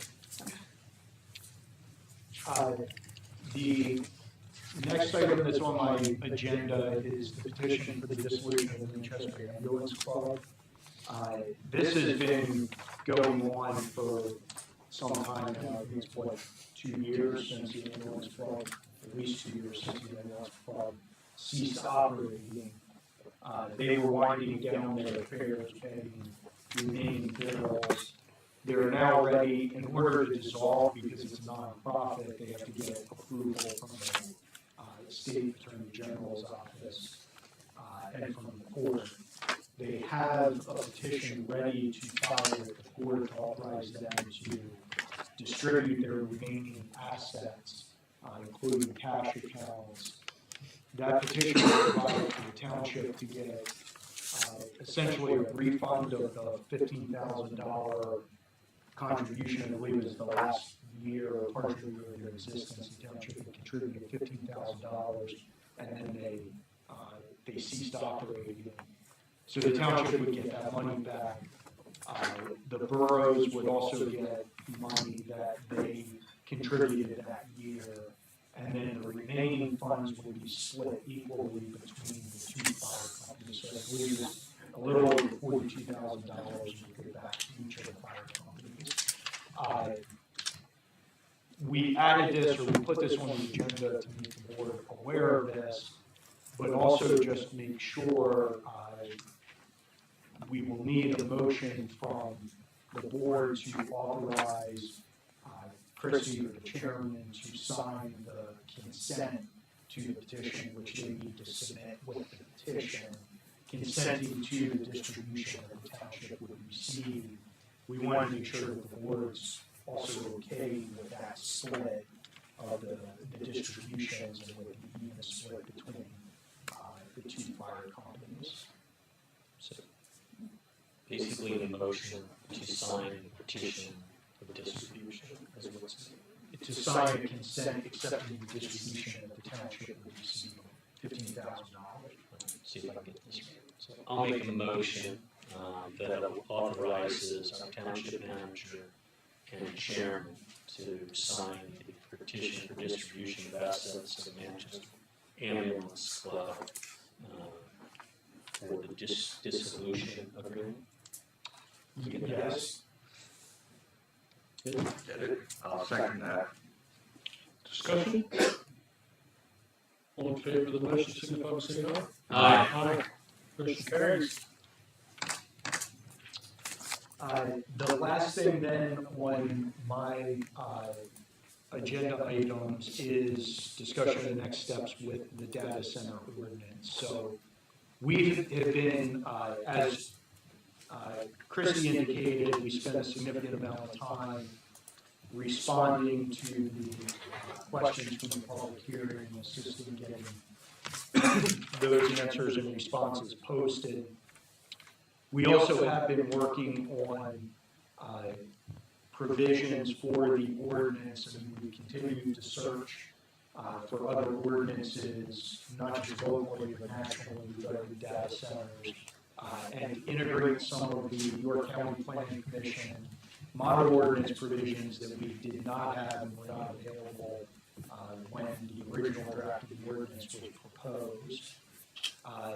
However, the one thing that we do need feedback from the board on in order to prepare a draft that we can distribute for additional review and also eventually submission to planning commissions and a public hearing. The one big item that needs to be discussed up front is where the data centers will be allowed. And I think that has to happen, obviously, a public meeting. There has to be a public discussion about that by the board. We passed a curative amendment resolution, which is a 180-day protection. Based on the date that that was passed, that takes us to April 19th of next year to be able to have an ordinance in place. There are a lot of things that need to happen for that to occur, which is, first and foremost, we have to understand from the board where they want to provide for data centers, at least preliminarily. And then secondly, we have to go back in and finish, finalize a draft. That draft then has to be submitted to both the county planning commission and township planning commission for recommendations. They have to have that draft for at least 30 days before the township can hold a public hearing. The township has to hold a subsequent public hearing and then adopt the ordinance. We have a schedule laid out that we've shared with staff to get there by the April 19th meeting, but it is fairly tight in order to do that, just simply because of meeting schedules and the time that elapses between meetings. What we would ask for this evening is for the board, if they're in agreement with holding a special meeting, we recommend that you hold a special meeting to discuss the location of the data centers. And we would ask that you consider setting a special meeting date this evening so that we can get that accomplished in December and try to have a revised draft of the ordinance distributed to staff and the board for early January. There have been a number of options that have been discussed or were brought up, not discussed, but were brought up in public hearing, such as providing for data centers in the entire industrial district, providing for them on certain properties that were mentioned in that meeting, providing for some kind of overlay district. There have been a number of things mentioned. I think the board has to, we would like to get direction with the importance of it because it affects how we draft the ordinance and it affects what the ordinance looks like. I think the other thing that was discussed, which we are working on incorporating into the draft, is making data centers a special exception so that they would have to go through a zoning hearing initially to get zoning approval before they can submit a land development plan. Just to clarify, that's different than permitted use, and that's why it runs them down. Yeah, it is different. I always tell people a special exception is a permitted use. If you meet the requirements of the ordinance, you are permitted to do it. You have to prove in a zoning hearing that you will meet the requirements of the ordinance. But once you prove that, then you are allowed to proceed with the use. The zoning hearing board can put conditions, site-specific conditions on the approval as part of that process. They have to be justified, they have to have a reasonable relationship to the impacts of the project, but the zoning hearing board can do that. So it is different than the permitted use, which doesn't require that zoning hearing step. So that's an important piece to put out to the public, that because of taking the path, they just don't show up at the planning commission. That's correct. So they've got an extra step and hurdles in front of them that allow yet for the public to come to zoning hearing board, planning commission, along with the board of supervisor meetings. So basically, at a minimum, 3 bites at the apple. Yes, and the zoning hearing board proceeding is a public hearing that the public can participate in. Actually, enter their appearance in, if they want to participate as a party. And it's also advertised properly, that to be posted, notices would be mailed to the adjacent property owners, similar to what was done for the rezoning. And so it does have to go through that process. What the public does have to understand, though, is that just like a permitted, with a permitted use, they still have to meet all the requirements of the ordinance. A special exception, again, if they meet all the requirements of the ordinance, it's not a subjective decision of the zoning hearing board. Once they've established that they meet those requirements, the zoning hearing board has to approve the use, but can put conditions on it. So it is a different process, but it's still not a process that makes, if it's in an area where it's allowed and where it's provided for in the zoning ordinance, the zoning hearing board doesn't have carte blanche to just say no to it because they don't like the idea of a data center. It's the same for any other, there's other special exceptions in the ordinance. The same rules apply to all of those as well. So Andy, this special exception would be conditional use. What I know is a conditional use. So special exceptions and conditional uses are virtually the same, except the conditional use comes before the governing body of the municipality for the hearing. The board of supervisors would conduct the hearing on a conditional use. A special exception goes to the zoning hearing board, and the zoning hearing board conducts the hearing. The standards are the same, the ability to put conditions are the same, it's just who the hearing is actually held in front of. So that, like Dean was saying, the hurdles are good, and that gets another one of our bodies involved, and the more people we can get eyes and ears on this, the better. Yes. Okay. And it does get, I mean, one of the advantages of it going to plan the zoning hearing board is the zoning hearing board members are not elected officials. And that's on purpose in the municipality's planning code, so that they are insulated to some degree from the politics of the decision, so they can make the best decision under the law and for the benefit of the township. And they're not influenced by other things that an elected official or board of supervisors may be influenced by in that process. And they're also a specialized board that hears those kinds of use hearings and use proceedings. So the last thing I'll say is your ordinance in many places in York County, your ordinance doesn't provide for conditional uses currently. This township, I don't think, has ever conducted a conditional use there. You handle everything through special exceptions.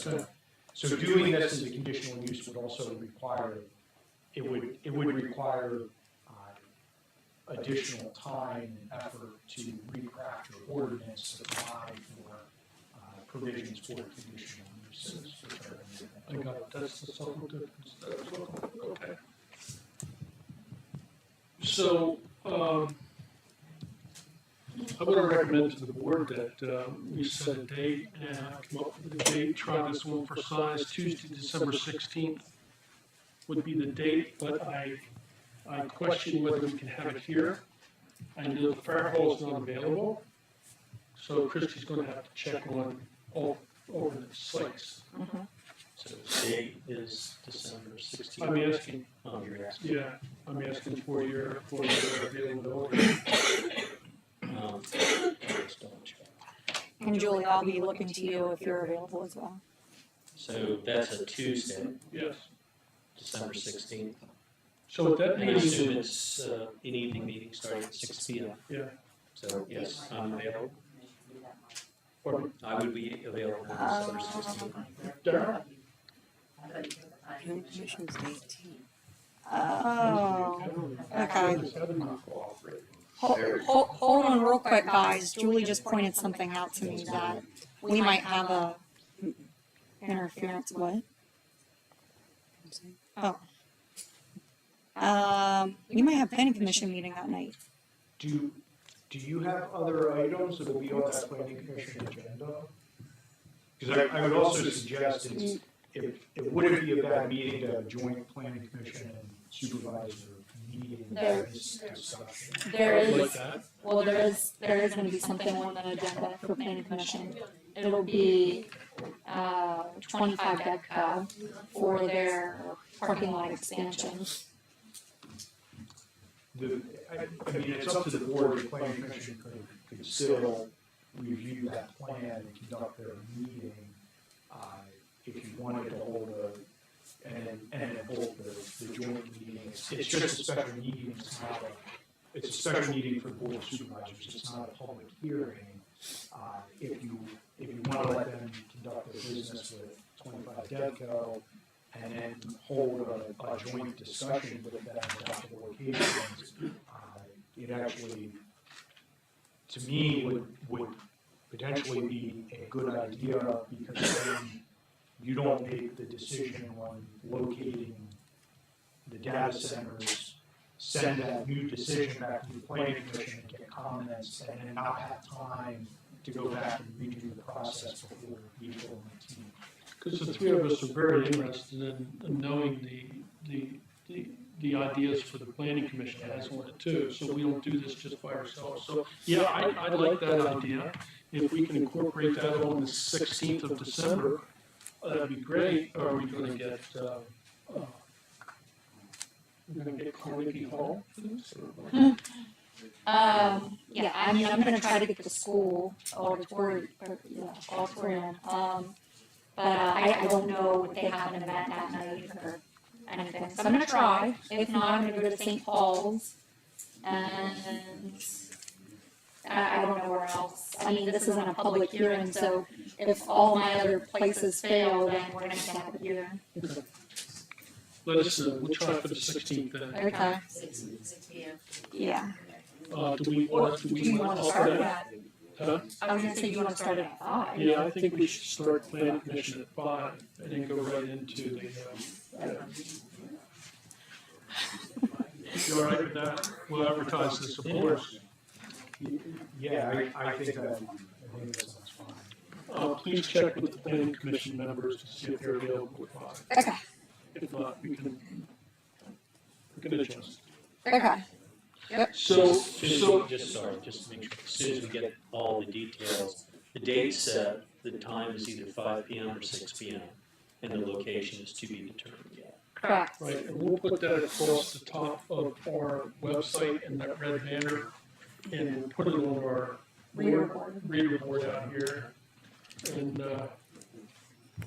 so Andy, so we're crystal clear, we're going to decide on the location, plus are we gonna finalize the, changes to the zoning regs?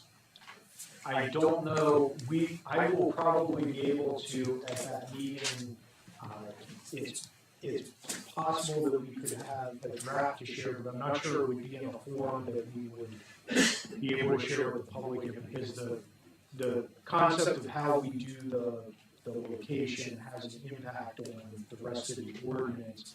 I think at a minimum, we would be able to give a summary of the provisions that, and changes that we're making. Because there are many changes. Yes, we're working on things like the closed loop system requirement, so that they don't consume as much water. We are working on, although it's highly unusual to do this for a building, we're working on a decommissioning standard for it. So we're trying to, there's a number of other things that we're working on, making updates and amendments in the ordinance. We are working on the, sensitive receptors, sensitive populations language of it. So we're working through that. If the board and the planning commission are meeting, I have to gauge, I have to think a little bit more about where we are and how we can prepare a draft. It would be beneficial, I think, to have that draft for that meeting if both boards are going to be together and have a full discussion on it if you're all inclined to spend that time. So. I think we need to. I mean, I think we need to stick right. Yeah, the clock is ticking, and I've submitted quite a few changes to Andy to consider for the ordinance, like, if we do have one come into our township, we only have one. If we're, and all this is on legalities. Yeah, and I will tell you, I just saw an appeal this week from a developer that out in the western part of the state that's appealed, a township put a provision like that in ordinance, and they're appealing that. And in my legal opinion, that appeal is a no-brainer for a developer. They're probably going to win that. So you do have to be careful about that. That's a case they're appealing lot sizes and setbacks as well. I think in that case, the setbacks and the lot sizes are probably defensible. The one use per township, probably not. Unless they have a comp plan that it matches up with.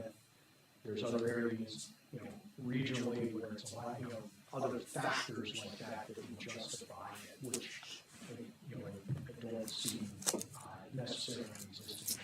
But we can have more of that discussion in a meeting with Dedicated power supplies. The decommissioning end of it is if they build in the green space, if we allow them in the green space, the decommissioning comes in.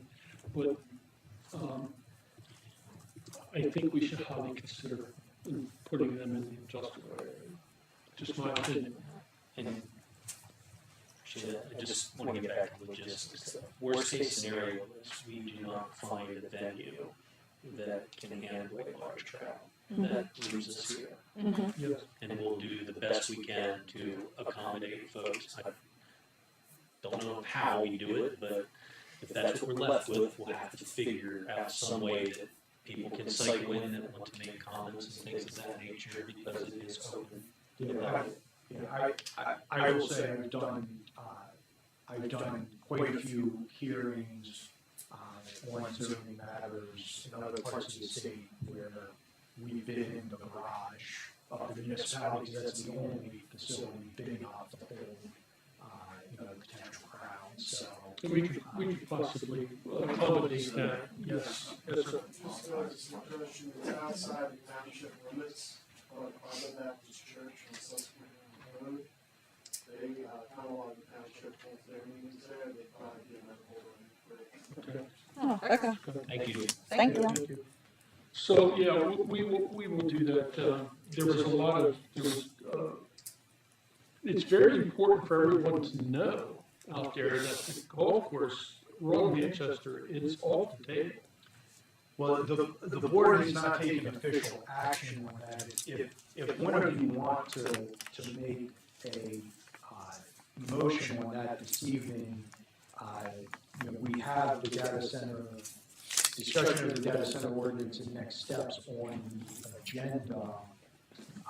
I was thinking that that's something that at a special meeting, once you decide on the location, you can take more formal action on that, but that's up to the board. I mean, I would be okay with I'll make the motion to ban, strike Royal Golf Course as any location for data center. And I'll second that discussion. The reason why is we don't want to lose Royal Manchester. Plus, Royal Manchester is an asset. Right, I don't think there's a very realistic chance to make No. And we've already made a statement at the public sessions that we were taking off the table, So, yeah, we already made that mention, and further discussion is that I think that a majority of the people that came to the fair hall was because of the golf course being mentioned as being rezoned, and that's not in fact what we want to do, so. I'll call for the vote on the motion. All in favor, signify by saying aye. Aye. Motion carries Joyce has unanimously. a question. Yes. Please. Are you going to have any kind of educational meeting or whatever, like with Kate at the zoning like zoning hearing, and you mentioned conditional uses or conditions you can put with blah, blah, blah. Zoning hearing is not gonna be up to speed on things that we should be looking for. Well, Joyce, how about if we would have both planning commission and zoning hearing involved in the December 16th meeting? Who, please? Zoning hearing, Well, no, we planning, don't have to do that. zoning hearing, planning, and the board of supervisors. That's fine, that's fine. Or are you just saying like a general training kind of thing? Well, like Attorney Miller was saying, I'm not real sure when it comes down to. I think, sorry to interject. Okay, you're meeting all your criteria, what else do we want to attack? And I think that's an important aspect, that Yeah. by taking this course, we need to make sure that the zoning hearing board has kind of the, lack of better words, crib notes, if you will, as to this is what must be done, these are things that you may consider as additional conditions. So in any zoning hearing, if a project like this came through, and the board so desired, and you have done this in the past, the board can authorize us to intervene in the zoning hearing. The board of supervisors can be a party in that hearing, and we can put forth a case. If there are concerns about public health and safety, we can oppose the application. The board can, what more typically happens when I go to represent a board in one of those hearings is the board has specific conditions that they want the zoning hearing board and specific things they want to make sure are addressed by the zoning hearing board. So the township can, in that way, educate the board. The township, because the township can be a party in the zoning hearing, it does have to be a little bit careful about influencing the zoning hearing board outside of the hearing, because that can taint the whole proceeding. So, but the supervisors can appear that, you know, we can do that education in a zoning hearing. Well, two thoughts then on that. It's very vital that if we do go the special exception route, that the zoning hearing board be members of all this planning and up to it. So we want you there so that you're involved, same as planning and same as board. So I think that's very critical. This gentleman had a question. Did you have a question? Yeah, like, is there like limits or parameters that they could, you know, go by as far as like, you know, if they decide to come into the area, it has to be so far away from populous, Oh, yes. community? Numerous. So, Yeah. yeah. And that's what we would be discussing that. Okay. Yeah. Yeah, I think it's safe to say in this case, there are more regulations that would apply to them than any other use that the township's ever approved. Yeah. So I think we're up to 5 pages of limits and restrictions, including those kinds of setbacks with any residential Are use. those on the township, website? The amendments aren't yet, because Attorney Miller's office is working on it. But the previous version is still out there, isn't it? I don't know, but what I can tell you is there's a Q&A on the website that answers a lot of these questions. And there's even there's hard copies out at our counter there for that Q&A, if you want to read If you it. scroll down the first page and come into, there is a very interesting reading. It answers every question that was posed at the panel. So that's out there. You click on it, link. How many pages? It's 20 pages. 20 pages. But I tried to organize it with like an index at the front. Click on home to get to it. Yeah, click on home. I mean, we're working on making that website. Yeah, a lot better. Yes, sir.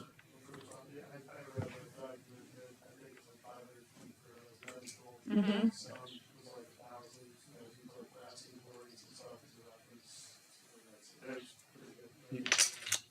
My question was, so I remember like 2021, I think, was when the planning commission did the rezoning the industrial district at that time, wasn't it?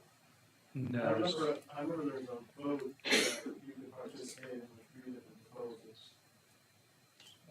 2006 was when the comprehensive plan was done, and the industrial district was, in its current form, was established. Right, Much later than that. yeah. There was a special. rezoning. Steve brought it in much later. Okay, I don't recall in 2021 doing. I don't do it. The only, I mean, I've been here for 12 years. I started in 14, and the only reason I ever had to deal with was craft over on Sherman Street. Just like it was Steve Rose's property, that was agriculture. Now, if you go to the zoning map, it's industrial. That was in Yeah, 2006. that was 2006. There Yeah. was in 2021, I think what you may be talking about is there was a comp plan amendment that came through from, because of exit 26. It was York County, yeah. York County did So that, right? that was an amendment to the township's comp plan to conform with exactly what was with the proposed, the federal highway study that was proposing an interchange at Canopy Road with the. So, yeah, that. My point to that was, though, in that process, there was 3 proposals given to, I don't know, the extent of the population, and it's kind of allowed for anybody who possibly could be impacted to chime in on that. For example, I didn't go to comment last time because I lived in Manchester for 30 years. I don't think I've ever traveled out to the roads.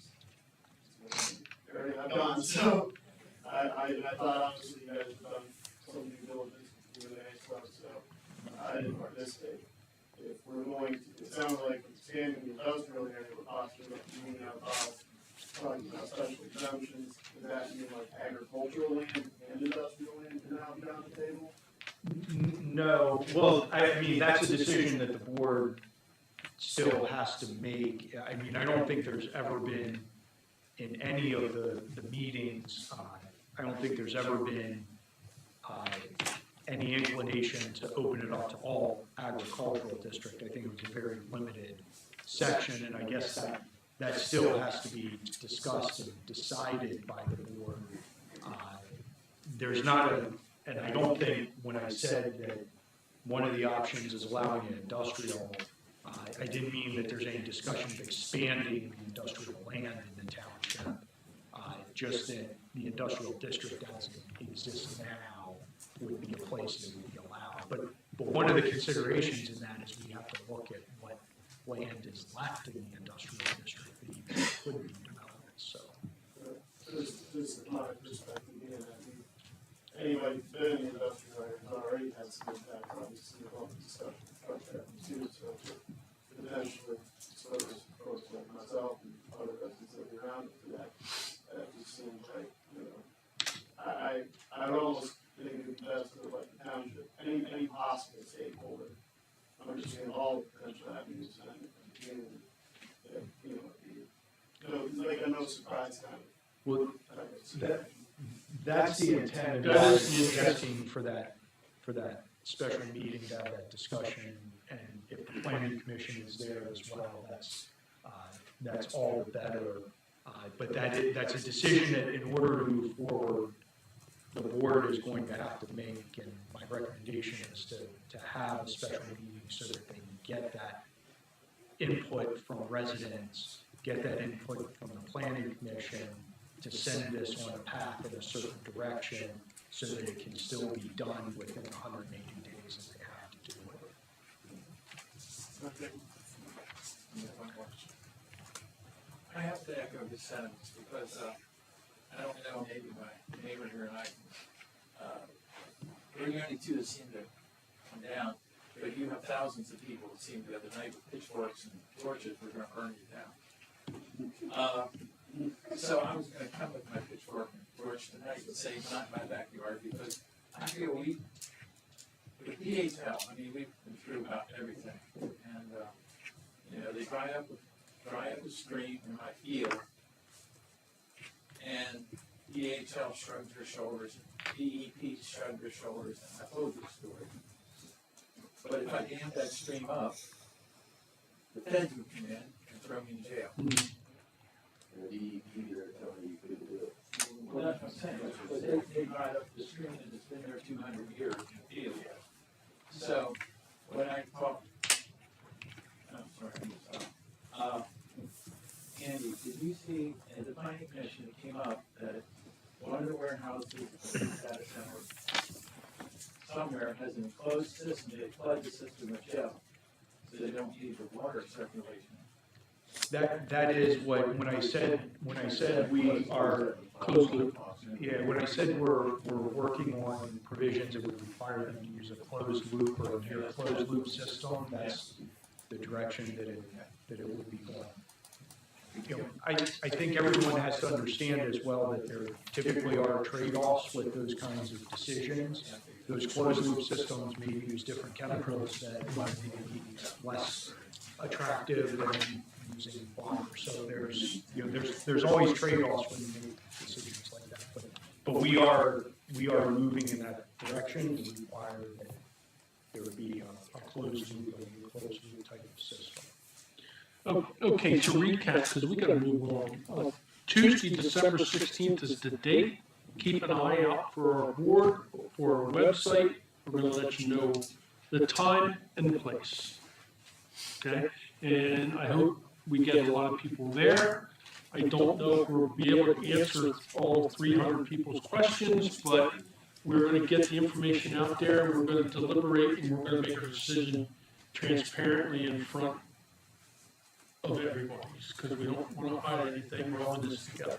So, moving on to the engineer's report, Byron, take it away. Okay, North Sherman Street project, Christie and I provided them some of the most recent information that they'd asked for, some signatures on some,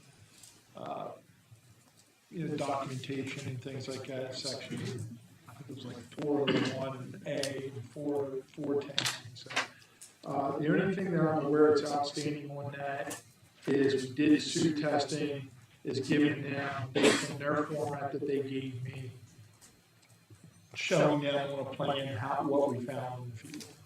So one more time, Byron, give me that acronym again. SUL? Yeah. Subsurface underground excavation. Okay, thank you. I'll get it one of these things. So we did the hydro excavation out there. I'll say, I don't know if I mentioned this last month, but I'll say this, where they marked I'll start with the gas line and the sewer force main, they were about 11 feet off. Well, they were close. Yeah, and they're actually sitting on top of one another. They're touching. And we did we found the gravity sewer, of course, but a lot of rock in that area, more rock than I expected, but nothing. So we did find that we were clear in many areas, so it shouldn't be any problems with that. Espresso Way, I checked on the status, it's just going back and forth up at Harrisburg, waiting for them to issue the permit.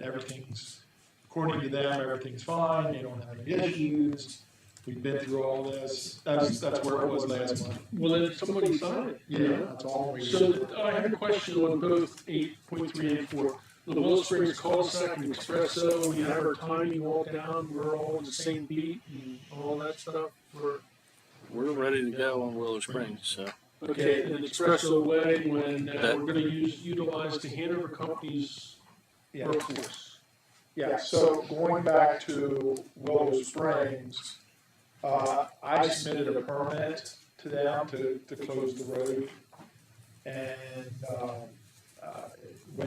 they came back and said they wanted what my anticipated traffic changes were from that, and I actually got that.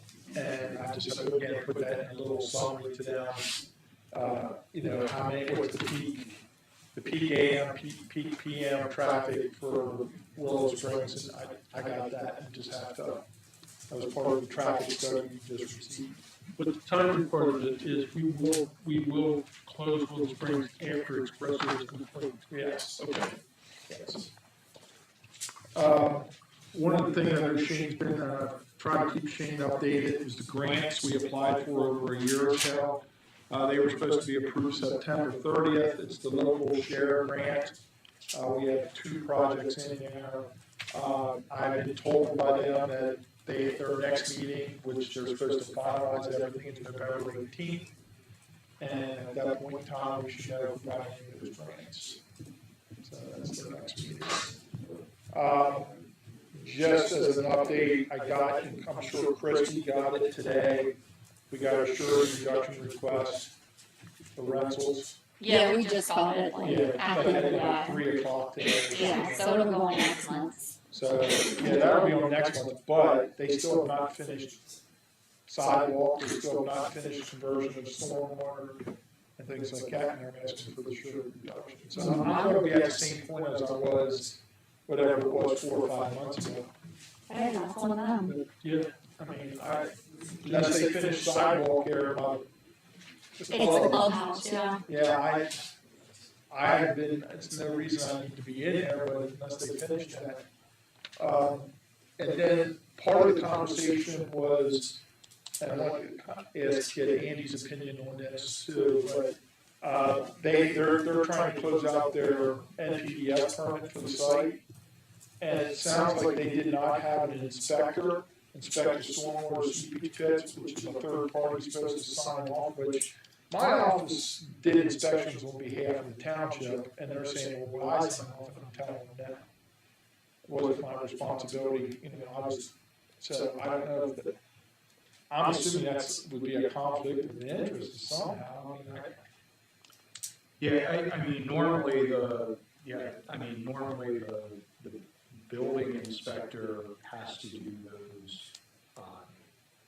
those inspections to sign off on an occupancy permit, and I think they're gonna have to work out something with them, either, evidence that they were properly constructed or sampling or something. So it's up to them, I'm right to say, it's up to them to find, your inspector was supposed to be out here doing this, not me. What is that for? All the seepage pits for almost every lot out there. They weren't doing their inspections. They weren't, I know they had a third party on the first half of them, but supposedly the last probably like 20 or 30 lots out there, they did not have a third party inspector. Usually it's, their engineer did the plans will come out in addition to me and verify that they were put in properly. Yeah. So I just want to make sure I'm all right telling them I'm not willing to sign off on this. Yep. And I did, as far as I had Lane and I had a meeting on the track, right before we got the traffic study for Trade Center 83. We sat down with TRG and kind of tried to help them along. We had talked with staff on how we thought maybe the traffic would change once Willow Springs Lane is closed. So his report reflects what we gave our input on. So, other than that, if there's any questions, also on my report, I'm happy to answer. Any questions for Byron? No, he answered mine on the LSG. Thank you, Byron. Shane, Public Works report. Yes, sir. Any questions on my report, gentlemen? Anybody? Seeing none? The only other thing I have then, and sounds like you guys are all in favor of the three-way stop for Manchester Street. Do we need a motion for our attorney to make a resolution? Make an ordinance, yes. I want to check. I'll make a motion if you'd like. Motion to authorize MPO law firm to create and advertise an ordinance adding a stop sign at the intersection of Canal Road and Canal Road Extended and Manchester Street for the December 9, 2025 board meeting. I'll second that. Okay, discussion. I had a discussion with Shane. I think we're gonna have to eliminate that sign for a period of time. Maybe, all three. I was, Like variable message signs near it. yeah, we can illuminate it with the red lights. I was also going to put the message sign on the new Manchester Street stop sign. So I would place it, probably up like around Mr. Gross's Sorry, driveway there. I apologize for. Oh, no, that's Do we have a second paragraph missing? Because my concern is coming in from Canal Road Extended on Hewitt Farm, taking off that right turn keep moving. It's muscle memory, set it, forget it, people will plow through. Yep. So if not, then I would encourage us to rent a BMS to put there as well, if possible. May have to. Yeah. Thank you. It'd be great to have the police set there with the permission. Yeah, I don't know how many police have at this point too, so, yeah. There's a sign on both sides of the road, I know that's exercise for anybody, but a lot of them do that for those intersections are used. To start out, On either side of the road and then reflect it, like Yeah. even prior to that. Yeah. Yeah. Yeah, we could do that, let everybody get used to it, and then pull the left one in, Scott, you know what I mean, later down. But it'll be in stuff then anyways, if we need it, Yeah. 'cause I'm sure someone will take one.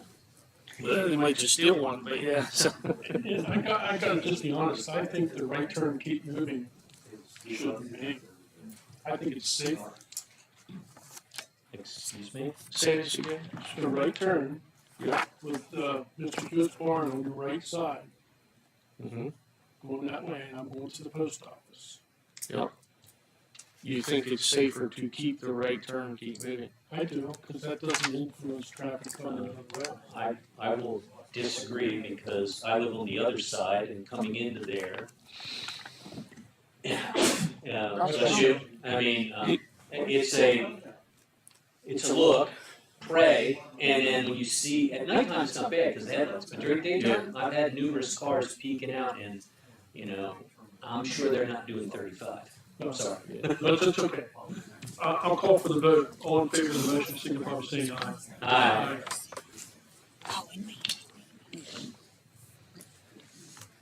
And, what else you got here, Christie? Oh, we had our 2024 state liquid fuels audit, and everything's good. Good? Yep. I put that on there just for you, so you could say that. Yeah, so I didn't get in trouble. That's all I have then, gentlemen. Any questions for Shane? None for me. Okay, moving on to 10.2, York County Regional Report. Anything, Darrell, that you want to mention about No, our loan officers, yeah, we're low on five officers. officers? And the budget was what, 1% increase? Yeah, So 1 that's point, good. yeah. To be totally transparent, they asked East Manchester Township to assume 2 more PPUs. And we negotiated with the chief and got it down to 1 additional PPU. 426. Yep. So, a PPU, explain a PPU. PPU is police patrol unit that's 40 hours a week. So for every PPU, we're paying for officer patrol for 40 hours. And a PPU costs $55,000. Something like that. I don't know that number. Yeah, it's 55, I think. So, any questions on the police report? And that was factored into our budget. Yes. One PPU is $55,000 Yes. for 40 hours of work. That's per week, but that's for an entire year, right? Yeah. Okay, I was like, good lord, I need to switch it back. No, I mean, in context, but yeah, it's a 7-figure budget line item in our budget. It's our largest line item. Yes. So 5 PPUs would be 5 uniformed officers, 40 hours a week for an entire year. Yeah. 40 hours a week, great. Northeastern York County Emergency Management, Christie, I'll let you, We didn't get a report from Mike, probably because we had our end of the year meeting for Emergency Management Committee. All the municipalities recommend Mike Fisher to be the Emergency Management Coordinator again, and I'll say that again at the reorganization meeting. Otherwise, he just gave us updates, but it was basically all the same things that we were already getting throughout the year from his reports, which were super helpful to keep us up to date all year long. So I don't have anything new to add unless you do from that meeting. no, things are going to remain about the same. We anticipate that the state will throw some unfunded mandates at us when the TMI activity starts up, but hopefully they will pay us or purchase the necessary gear that we need. We can only hope. But that's all I have to say on that. Yep. And then moving to your report, I'll report on the York County Sewer Authority minutes. I'm sitting on that board temporarily. We do have a budget. Your sewer rates are going to be increased. I don't have the number with me, but they are going up like everything else. I received a gentleman's inquiry to sit on the board at Will Blanchett. Blanchet. Yep.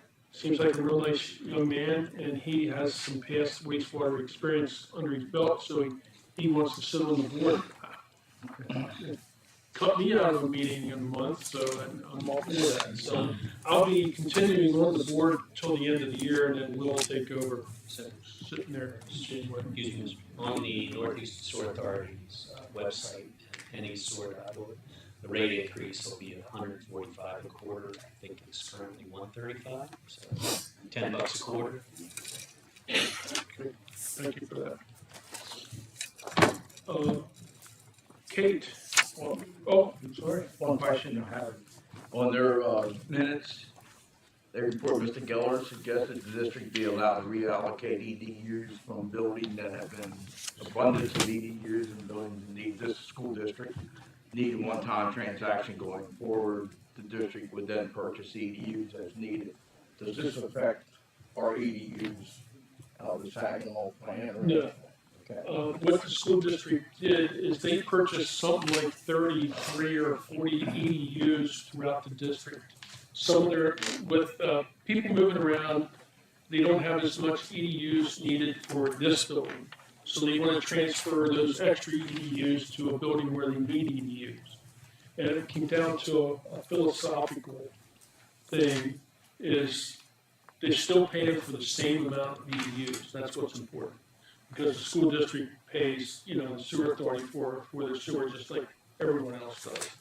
But we allow them to mix and match their EDUs. And when they need more EDUs, they have to purchase them. So. May I make one clarification? I apologize. It helps if you read the entire section of the website. That was the 2025 rate increase to 145. So it's not yet published, which makes sense because you probably haven't. I believe it's going up like $8 a quarter. So my apologies for that misinformation. I do remember that it was not that significant because we called the sewer authority and we didn't have to change our line item. That was one of the ones that stayed the same. Just so you're aware. And they, not to get in their business, but it is public business. They like we did this year for the budget, we did a pretty nominal increase to the employees. I think they settled on the same as what we did, 2.5 COLA across the board. So I believe they were consistent with that or close to that number. Okay. So now can we move on to Kate? Okay. Kate. So we don't have a zoning hearing board for the month of November, but we do have the planning commission for November 18th, starting at 6 p.m. Other than that, I don't really have anything unless somebody has a question. Well, there you go. Are we going to change their 18th meeting to the 16th? Oh, Jesus. Hold on real quick.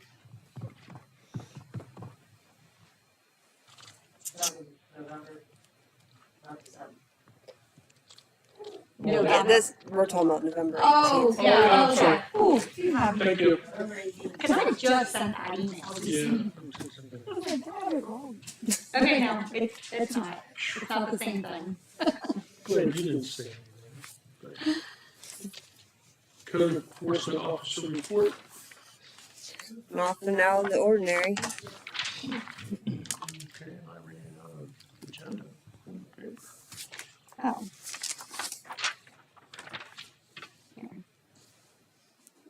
Okay, recreation board,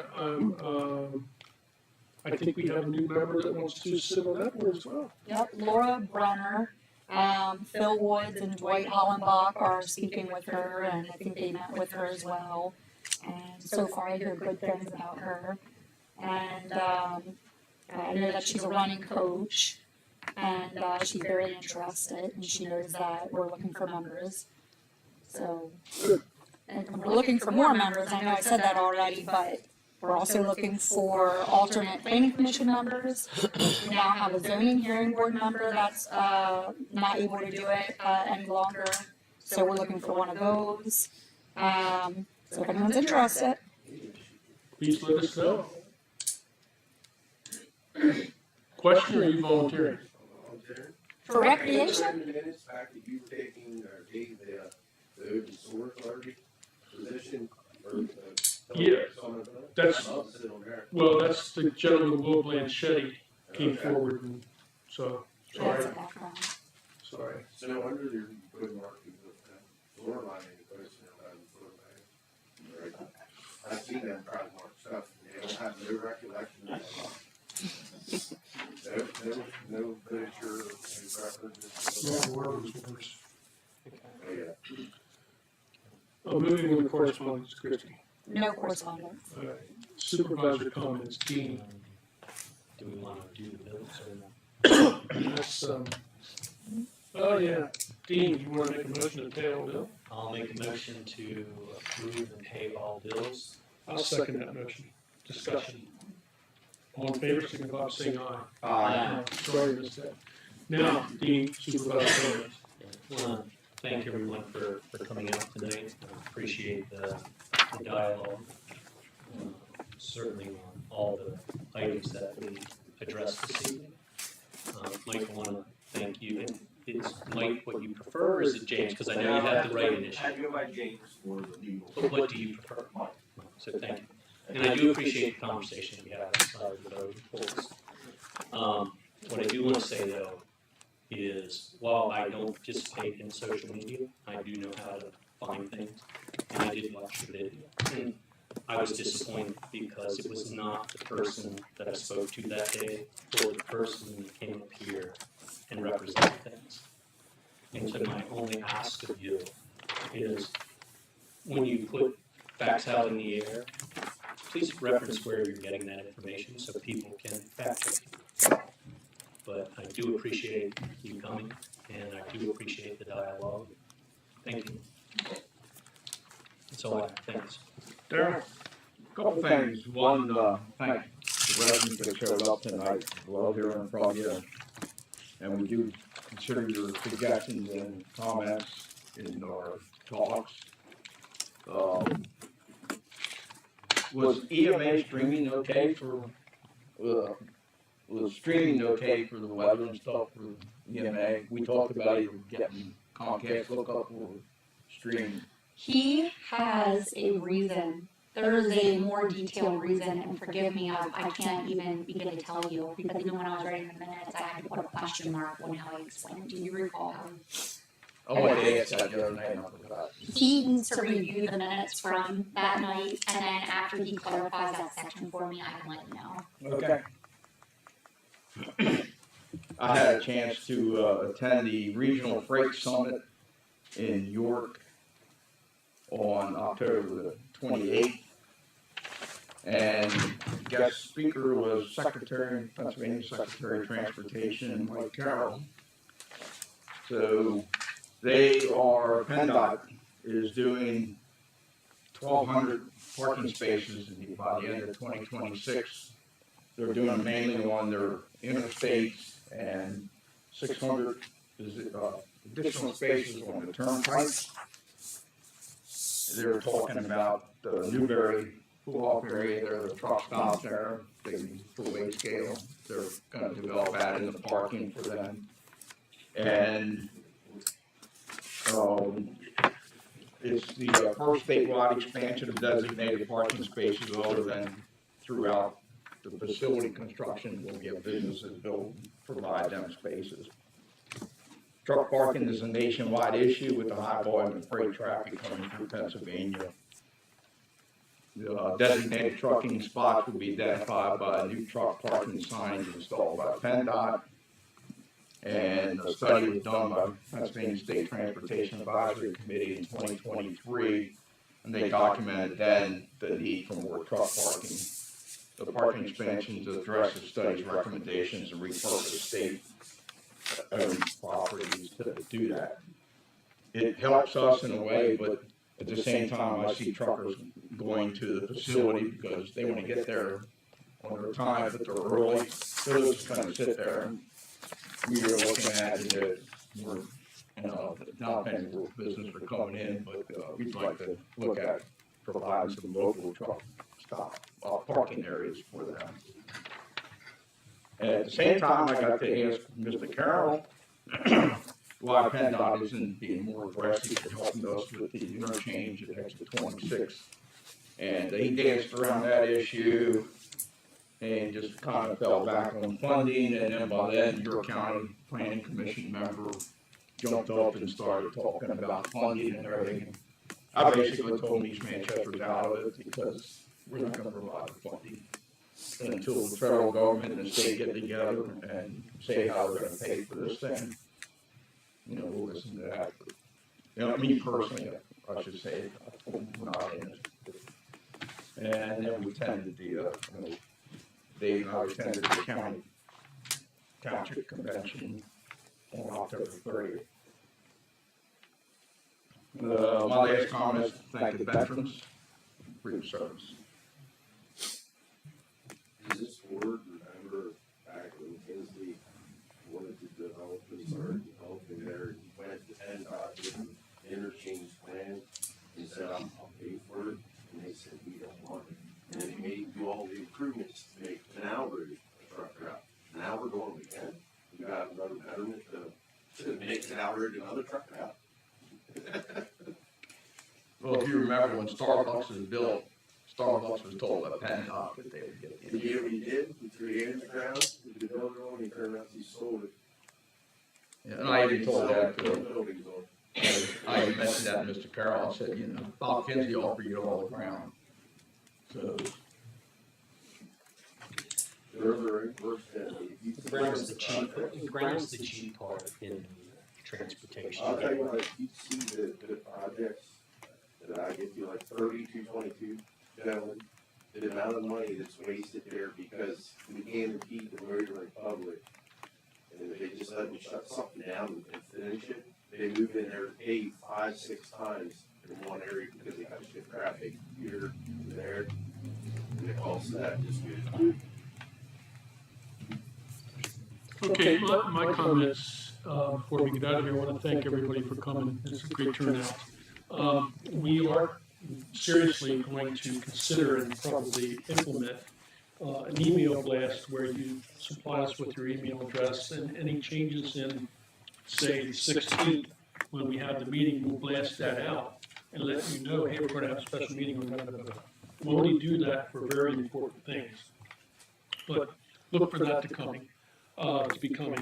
We are going to stream all meetings, zoning hearing, planning, and board of supervisors. So you can refer back to them and look what was said and everything like that. These are all things that we learned through that meeting at Manchester. We were listening. And that's just a few of the items that we garnered out of what everybody said coming up to the microphone. So we appreciate those comments and keep them coming. Mr. Hewitt.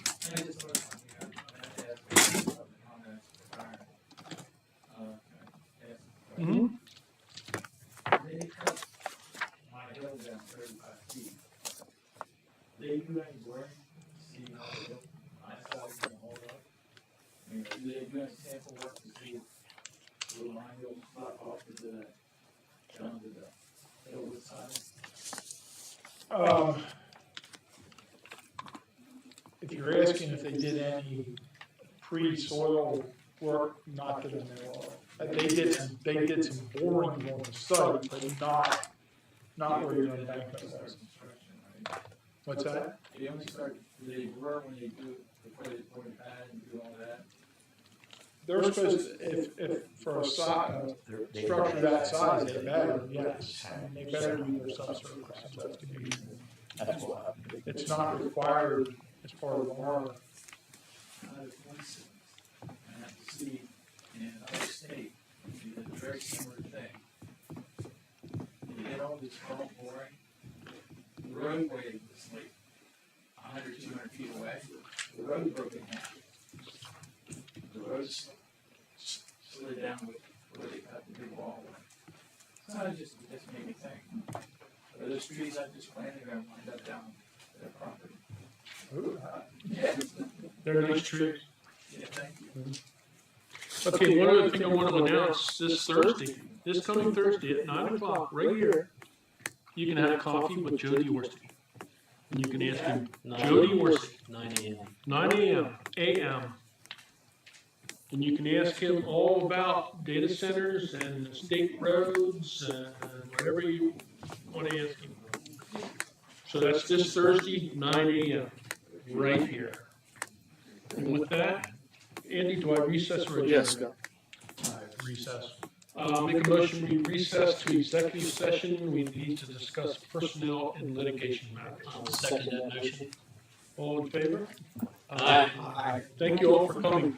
Thank you. Yep. Hey, Joyce.